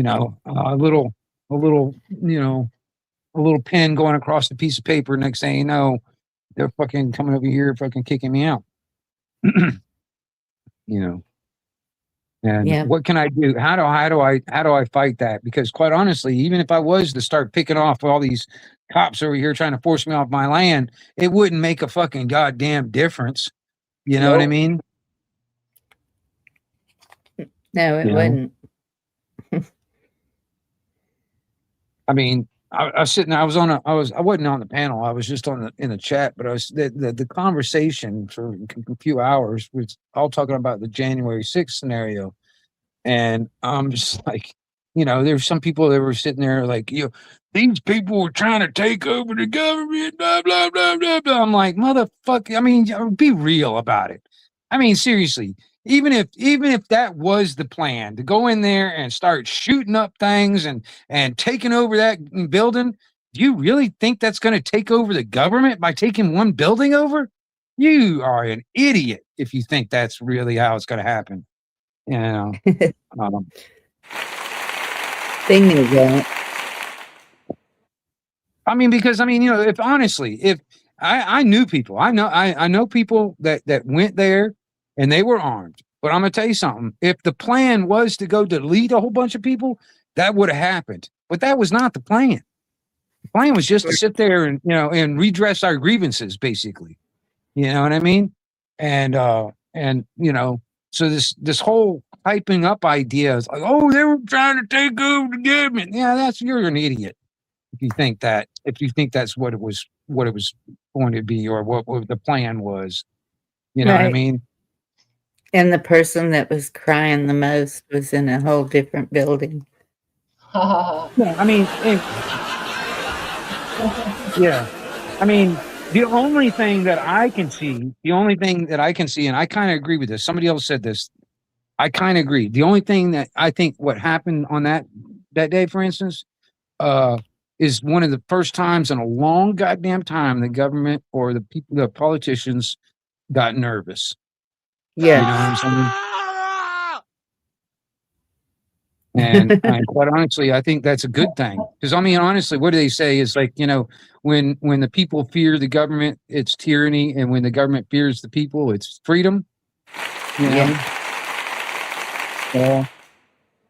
And I think at that moment, I think they did. They were shitting their. I think fucking Nancy Pelosi was shitting her pants. Well, but they knew it was coming. Yeah, I know, but they didn't. But the thing is like once you instigate fucking chaos, and unless you got a plan to contain and control that chaos is it's with the chaos theories. Like there's all kinds of random things that could happen. There's all kinds of things could happen out of their control. You know what I mean? Right. So, okay, Huge, I see what you're saying, but the thing is the more people you have showing up to voice for the right of the people, the better. And so I wouldn't call it a mob. It's a showing of Americans saying we've had enough. I agree, Bonnie. I totally agree. But I mean, I'll give you one example, and this is on the data center thing. What was that? I can't remember where it was, but the entire town showed up basically to protest this stuff and just said they didn't want it. And the damn city council, whatever it was, is like they voted it in anyway. You know what I mean? And I mean, honestly, in some ways, I'm like, the only time they really pay attention is when the protests get violent. Otherwise they don't really give a crap. You're basically just, waving your fist in the air, and they're looking at you and laughing and drinking their tea. You know what I mean? And they don't care. You know what I mean? But I saw several videos of other countries after that were like, we really thought y'all were going to be able to do it. And then they said, this is how you do it.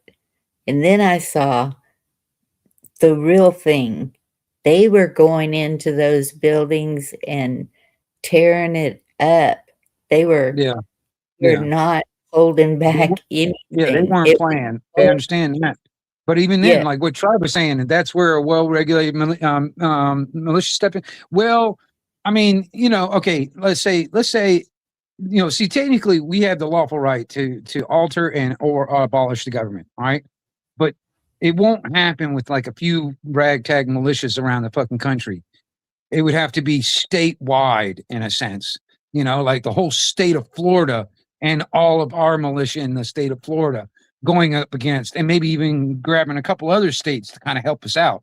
You know what I mean? That's the way we would actually get some change going when it comes down to the federal government. You know what I mean? I But think some ragtag fucking militiamen around the fucking country ain't going to do shit. You know? Go well, ahead. Sorry. and that's okay. So I think what Zombie was saying about the 2 weeks, I think that is solid, because if everyone just stopped for 2 weeks, no money going into gas stores, I'm gonna push drug back on that, stores, Bonnie. anything. I'm just gonna So, push back on that when I get. but then after the 2 weeks, then what? So that's where people need to know how to live by the Constitution, form an assembly, form a militia. Because I found out, even with the grand jury, because you form a grand jury also. And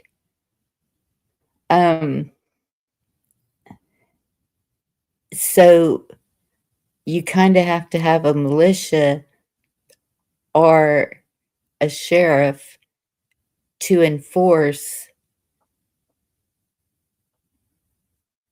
how it's supposed to be.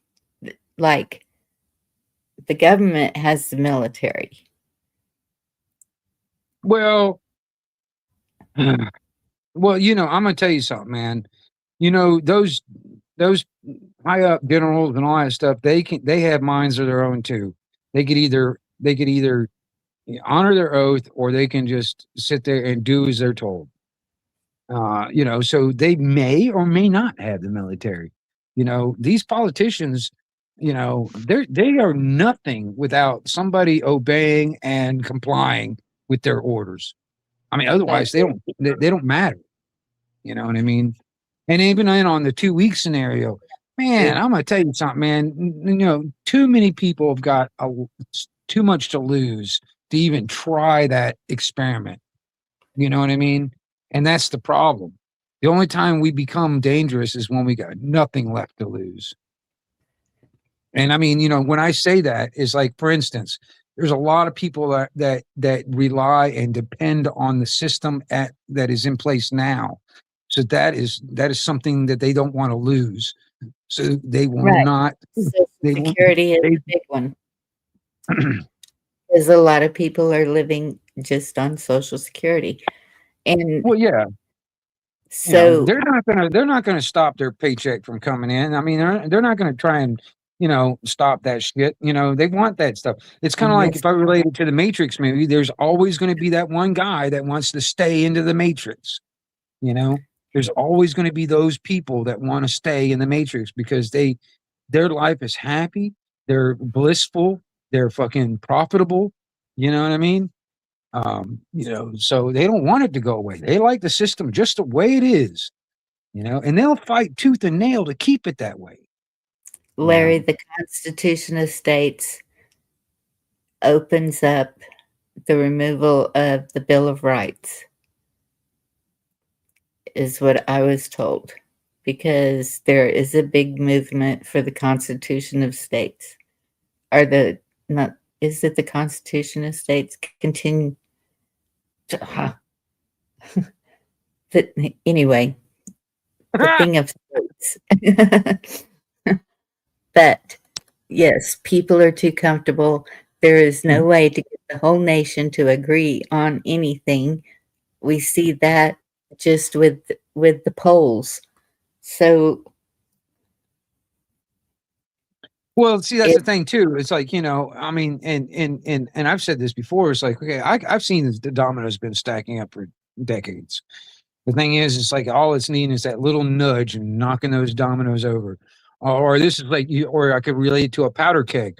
All we need is that little spark, you know. And and unfortunately, I don't know what that spark is. I don't know what that little nudge is for everybody. you know, because I that's don't, what it really needs. You know, if we want to wake up the most amount of people all at the same time, you know, something big's got to happen to like really, you know, slap people in the face and say, oh, wait a minute. Okay, I'm awake now. You know, that kind of shit. Because otherwise, they just keep on doing what they're doing. I mean, hell, I mean, you know, I'm guilty of it too in some ways. You know what I mean?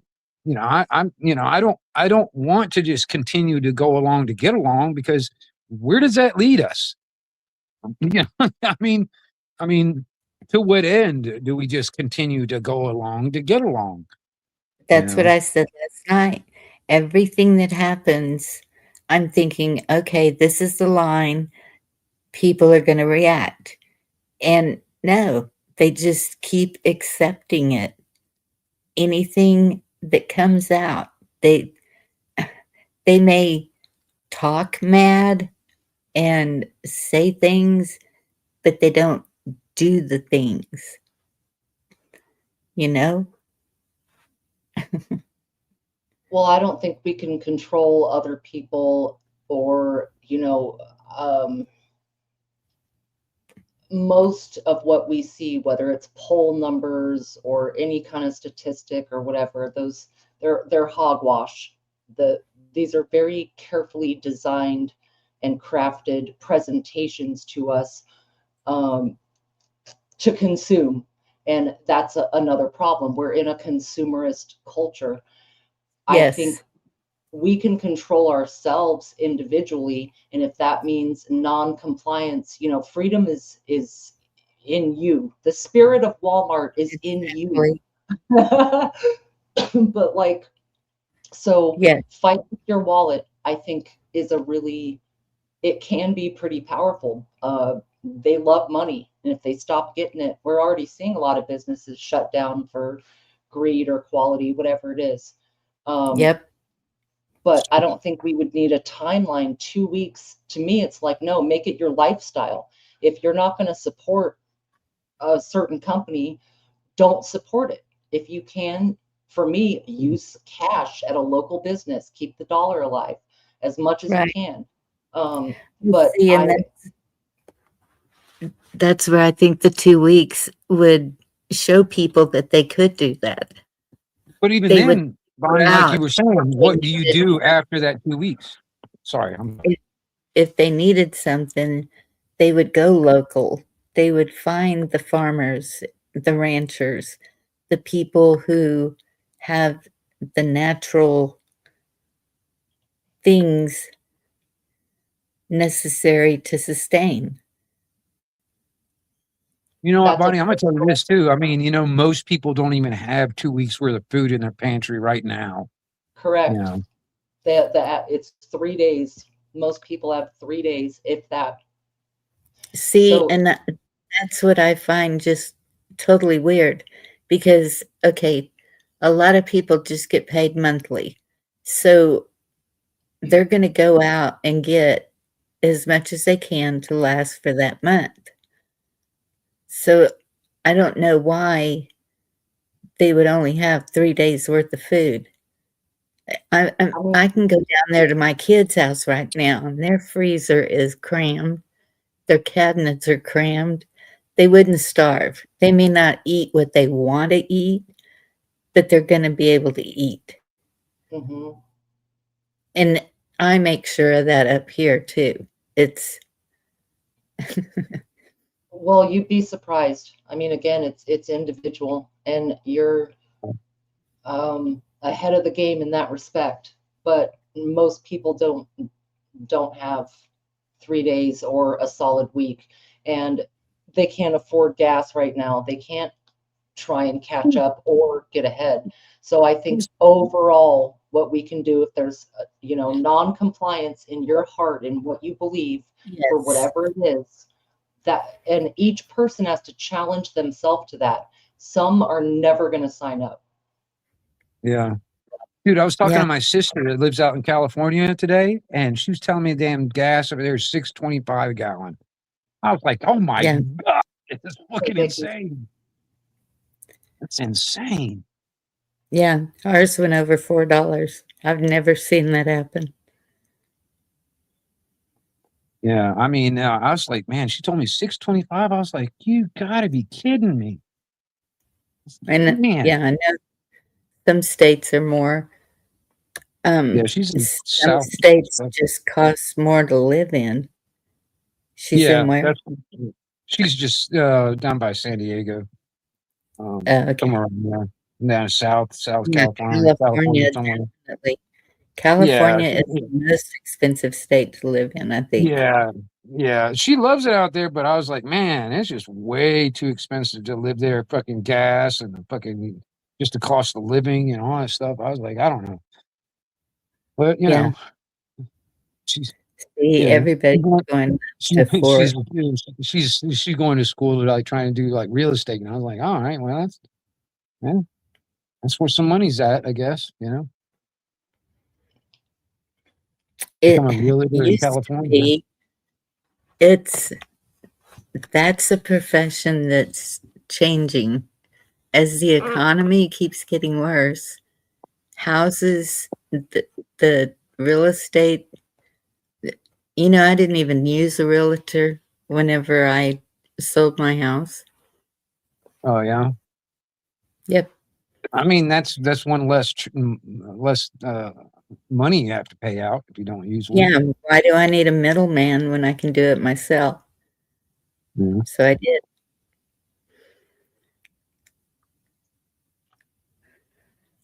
And that's what Virginia's saying. Just don't comply by their rules. There's ways to get around the rules in everything. I mean, you know, there's also, I mean, this, you know, like I said, this is just, you know, that mischievous part of me and stuff like that. There's other things that we can do actively doing and stuff like it's all kind of like almost like guerrilla warfare. You know what I mean? And you know, but you know, I'm not asking anybody to do any of that stuff because I mean, you know, I'm not gonna ask anybody to do anything I'm not willing to do it that way. But right. I would. It's almost like, I mean, you know, kind of like, you know, like I almost envy the Blade Runners over in the UK that are cutting down fucking security cameras and fucking block cameras and shit. You know, I almost envy that shit. We need a movement like that here in America. You know. Yep. 2 weeks Start of seeing block cameras getting cut down by the thousands in America. That would be awesome. Can you imagine the headlines? Not only that, but the towers with the boxes. Yeah.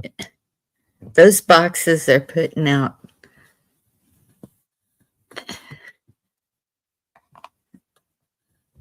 And I wonder, you know, and I just start thinking about, like I said, that whole, like, you know, mischievous part of me. I was like, I wonder how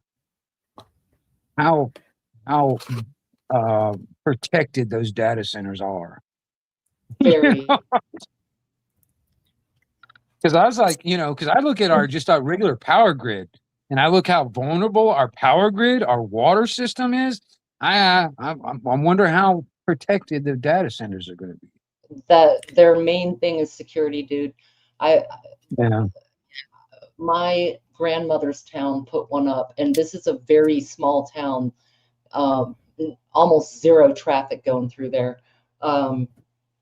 And the security on this thing is unlike anything I've seen at just about any military installation that I've been around. Like, you wouldn't believe it. My mouth dropped. I was like, holy shit. And they will use force. Like, I'm talking multiple fences, different types of cameras and sensors. People, they're armed and ready to go, dude. That's most of the employment at those places is security. Well, yeah, I mean, because they really do not fucking, I mean, they talk about like, oh, at the beginning when they're building it, yeah, they're creating all out of construction jobs and this and that, you know, maybe some, you know, the service industry in the area. But once that's done, once the building is built, I think they'll probably employ maybe 100 people, and that's it. You know what I mean? So there's really nothing beneficial to the town that they're building it in. You know what I mean? It's going to turn into a damn, like a ghost town, like some of these coal mining towns When the coal ran out, boom, they fucking the whole town disappeared. That's basically what these data center fucking places are going to start doing, turning this into ghost towns. You know what I mean? Who wants to Right. live next to that? Even the biggest data centers, the most employees they have is up to 100. Yeah. I mean, you think about it. In the long run, it's not really going to benefit the town in any way. You know what I mean? I mean, because it's not going to create jobs. It's actually going to probably destroy the land. And then on top of that, if it, when it comes down to the water, I mean, and then electricity, I mean, my God, it's going to do more damage to the area than it does benefit. So, and that's the thing too, is like, man, I mean, seriously, these motherfuckers are getting like, the power companies and the government involved. And then, getting all these damn incentives and kickbacks and all this other shit to just get them built. It's like, and it frustrates me when I saw that one where the fucking the city council, whatever it was that voted it in, it didn't matter what the people wanted or not. You know what I mean? And have you looked at who's funding the data centers? Yeah. And that's the thing too. It's like all of them. You got Meta, you got, Facebook, you got Google, you've got what was it? There's a couple others, that are building these things all over the place. And I mean, and that's just here in America. I mean, they're all over the world, but I mean, there's like here in America, like mostly on the East Coast too. If you ever noticed that too, majority of the data centers are over here on the East Coast. No, I haven't. They are. If you look at the map with all the data centers on it, dude, majority of them over here on the East Coast. We looked at it the other night, Bonnie. On the East Coast, like the Eastern Third, not all of them, but a majority for sure, and quite a few red states. Like I think it's like a chop job. They're trying to chop up some of the smaller towns. It's easier to drive the people out of those into the 15-minute city prototypes. Mm-hmm. Yes, most of the population is east of the Mississippi. They're everywhere. I heard a theory the other day now, and I don't know if this is, I don't know, but somebody was sitting there talking about like a theory that some of these data centers may be a front to power the underground tunnels. Yeah, well, they're a front for something. Just about guaranteed that. Yeah, for sure. I mean, but you think about it too. I was sitting there thinking about it. I was sitting there thinking about just the technology part of it. They pack these fucking buildings with a bunch of servers. Within 3 years, those things are going to be obsolete. They're going to have to renew the whole damn thing. Actually, I don't know that they have that many servers in them. And I heard containment centers. Well, I mean, I'm not sure exactly. But I mean, you think about it, like one of these is like, it's sitting on, I mean, just one of them, I think is like sitting on 560 acres. Just one data center, you know what I mean? I'm like, I don't know. It's just, it's amazing. Thousands of acres are being fucking, basically snatched up. That's not going to be farmland anymore. It's going to be snatched up and put a fucking data center on. And I mean, that, you talk about the consumerism too, Virginia. It's like, dude, we need, that's been bred into us for decades, for generations actually. But the thing is like, we need to get away from all that stuff. We need to start producing again here in this nation and stop fucking, buying all this crap from other places, But this is like I said, I'm more of a like, I guess I I'm more of like, that the type of person I was like, we need to go back to, what the intent of this nation was supposed to be, even before the Constitution was written. You know what I mean? Like back in the, Article of Confederation. I mean, the intent when we had all the money that was to run this nation when it comes down to the government and, state and local, all that stuff, all that money was being, made from tariffs. All right. When other countries wanted to do business with us, we taxed them. That's what a tariff is. All right. And before 1913, the people of America were not being taxed. All right. All the money to run the nation was from tariffs. All right.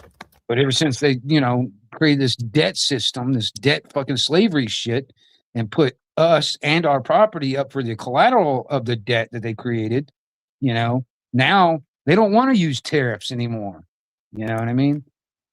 Dude, I mean, I understand. We know the history of it. The unfortunate reality is that's not I know. how the future looks. And I know. like we can lament how things should be until we run out of gums, but it isn't how it is. And if we don't address how it is, then we can't really do anything. We're just thinking about that one, like in Golden Girls, like picture it, Sicily, 1921. You know what I'm saying? Right. Yep. D. Devon, I don't know if that's how you say your thing, but I like how you put OI, organic intelligence. That's cool. I haven't seen OI before. Yeah. Where did it go? Oh, the tribes, digital twin simulations. I agree.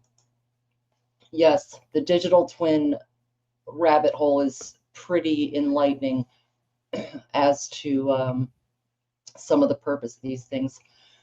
I kind of go in my head as far as like Hunger Games.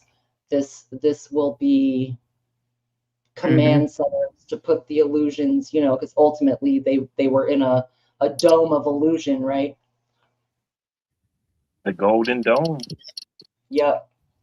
Yeah. Gotta have a good dome. The glass ceiling with 1,000 pieces of stars, whatever it was. 1,000 points of light. Yeah, 1,000 points of light. That's what it was. Golden statue. Death by 1,000 cuts. Ooh. Right.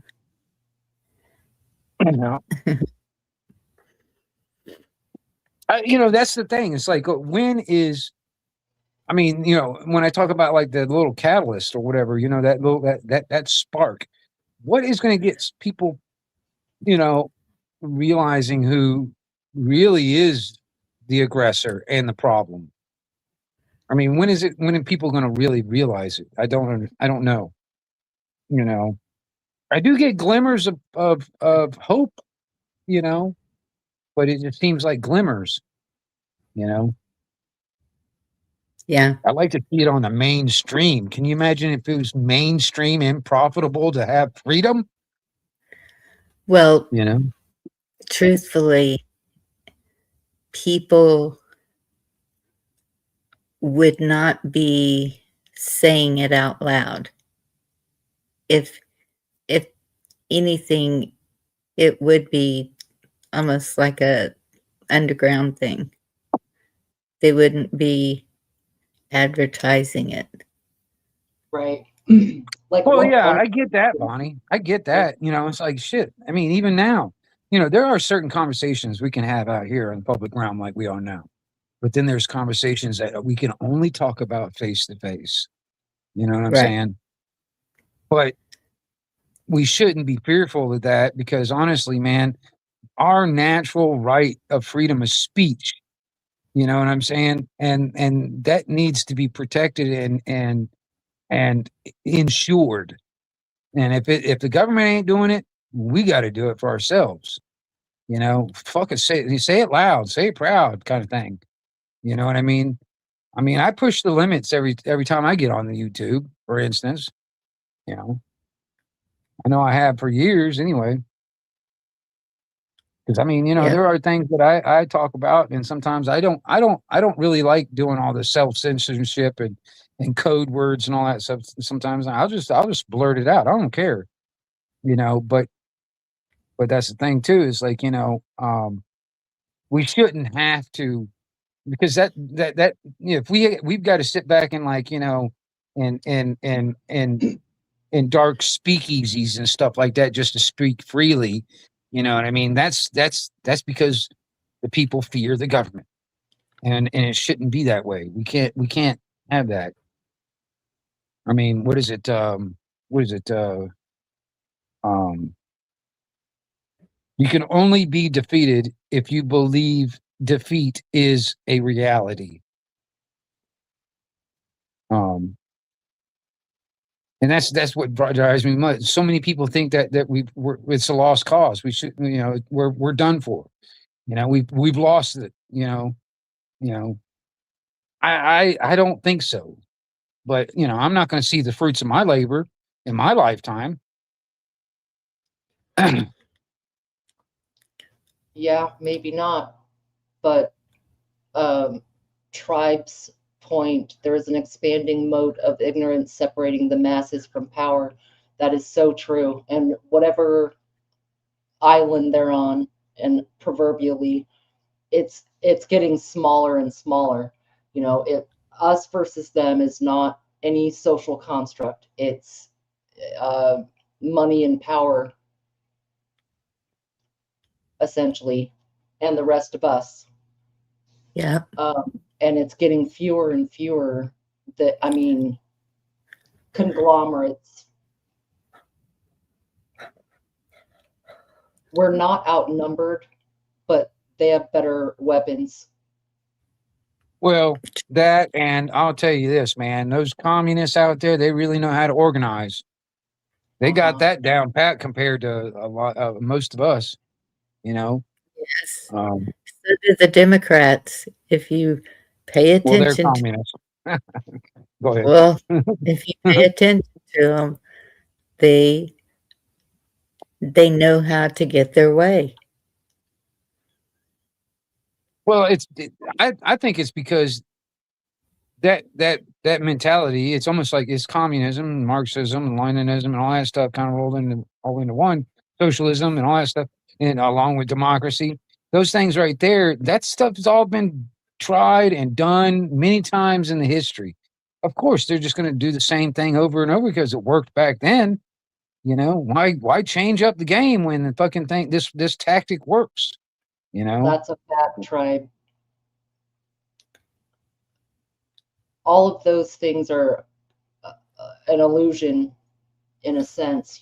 People's perspectives and how they define any of those, whether fascism, communism, socialism, whatever. The meaning of words is being morphed right in front of our eyes in the way that we interpret them and apply them to life. And it's like Tribe is saying, they have silent weapons, data analytics that 100%. It's like a mind war. They're silent, they're invisible,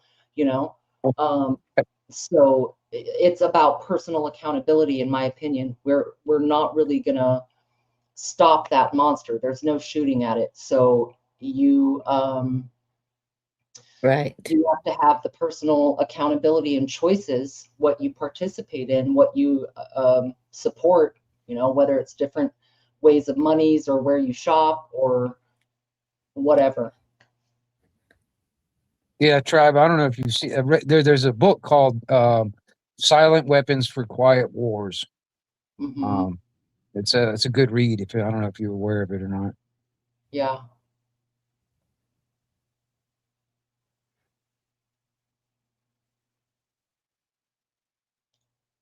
Yeah.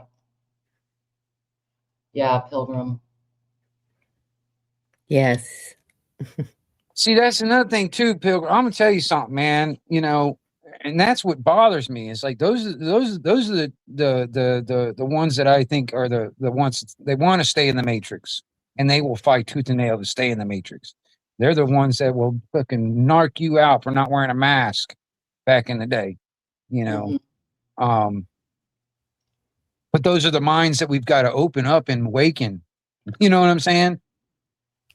The police officers that were actually enforcing this thing were like, kicking families out of a convalescent home so the damn grandmother can die alone during that shit. Those are the minds that we have to open up and awaken. They're nailed shut, but we might have to use a crowbar to get in there. But I'm saying though, these are the minds that will continue to keep the system in play unless we wake them up. Because I know all of us here on panel, and a majority of people that are in the chat probably awake enough to see what's going on, and probably have some pretty good minds on. But that's not the ones I'm trying to work. I'm really trying to reach, in my mind. You know, if there was a way to reach those minds, like that cop, that or whatever, on that end of it, they're just people like us. It's just that they've been programmed, and they're got to wake them up out of the matrix.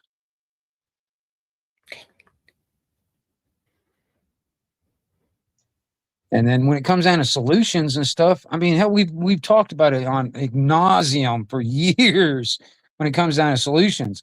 But even then, it's just like, you can only, we can only do that on our own, in our own individual thing, unless, we all gather together in one area and live in one spot. None of us, that's one thing that we're not divided when it comes down in a lot of ways. We're just divided in like geographic locations, I think. Because there's a lot of like-minded people all over this nation. It's just that we just don't live in the same area. I mean, shit, trying to talk this kind of, any of this type of conversation with people that I live near me, it's like, goddamn, talking like a deer in headlights sometimes.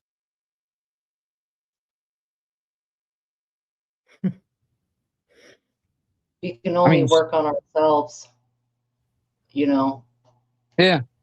I mean, that's okay. It's what they say. What is that? Only deal with the things that you can control. And, because the things that you can't control, you just, you might as well not try to, control that, you know what I mean? Because that you control, only carry, pretty much deal with, and that's the individual, each one of us take our own personal responsibility, our own, basically, our own initiative to self-govern ourselves and try to, in a sense, get off of that fucking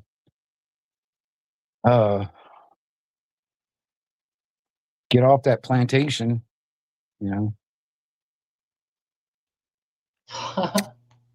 Well,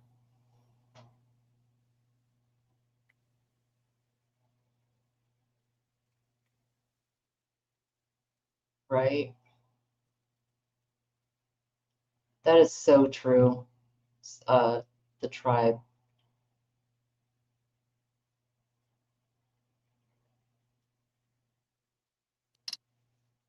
Yeah. Trav, he's always got some good insights. He talks a lot about this type of stuff.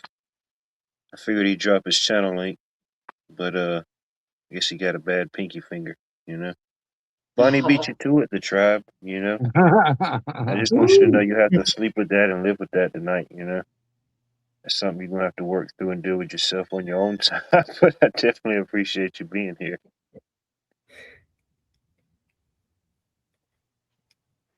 Yep. They're fast in Texas. They always got two fingers ready to go. But Well, I was looking to see who all had a channel that they put information on. And Pilgrim, do you? Where's Pilgrim? I heard y'all say something the other night about somebody putting something up that I missed. And I can't remember who it was. BTC, is that Bitcoin? Is that what that is? Yeah. Yeah, I don't have any Bitcoin. I should have bought like something like when it first started, but I didn't. Because if I had bought a Bitcoin right when it first started and just held on to it,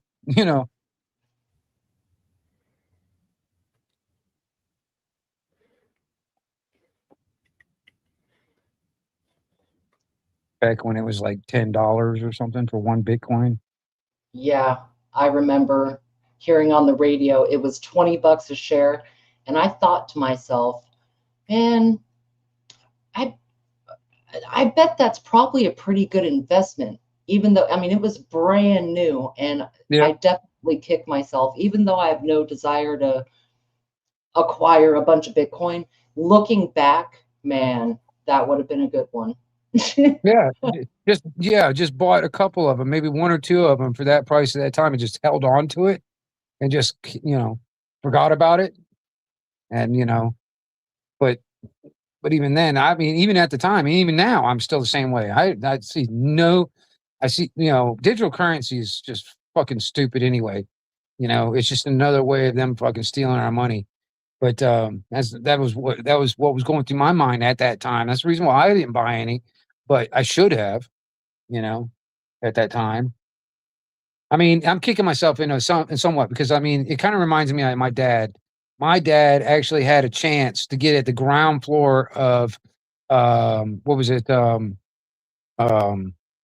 BlackBerry phones, Uh-huh.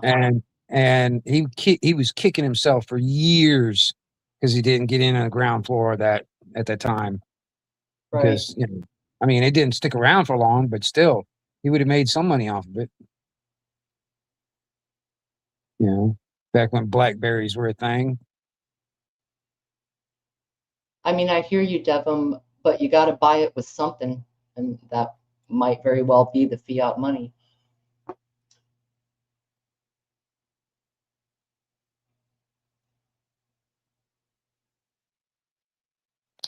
No doubt. We got to start somewhere.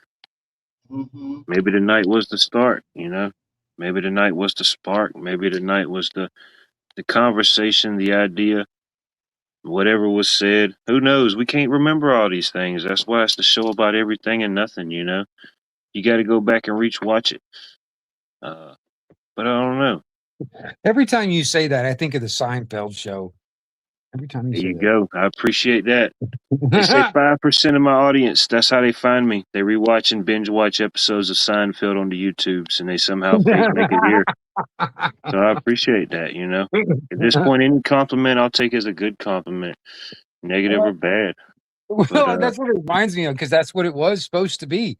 It was a show about nothing, and that was that was the pitch when Seinfeld pitched that show. It was In it's a life, show they about give nothing. us everything. They throw everything at us. We just have to sort through the nothingness and make it our own nothingness. Whatever it is that matters to us, whatever sets us free, helps us find the truth, a truth, whatever it may be. But unfortunately, all good things must come to an end. They must. They must. There is no encores here. Maybe a few standing ovations. But any final thoughts? Any final concerns? Anything that the minutes and the hours need to reflect for this evening's broadcast? Well, silence is golden. We have golden things. This is why we have golden domes. This is why we have the golden touch. This is why things are bigger, beautiful, more better than they've ever been, allegedly. So, well put. I will put the link in backstage. Feel free. All are welcome, Shirt, shoes, no problem. But I don't know. In the end, it will be okay. If it's not okay, it's not the end. But unfortunately, this is the end of Watt's World. Until we meet again, I appreciate each and every one of you. Until the next episode. I'm not wearing any pants. There you go. I encourage it. 1 out of 4 panelists do not wear pants these days. You do the math. Pick your favorite panelist. You don't got to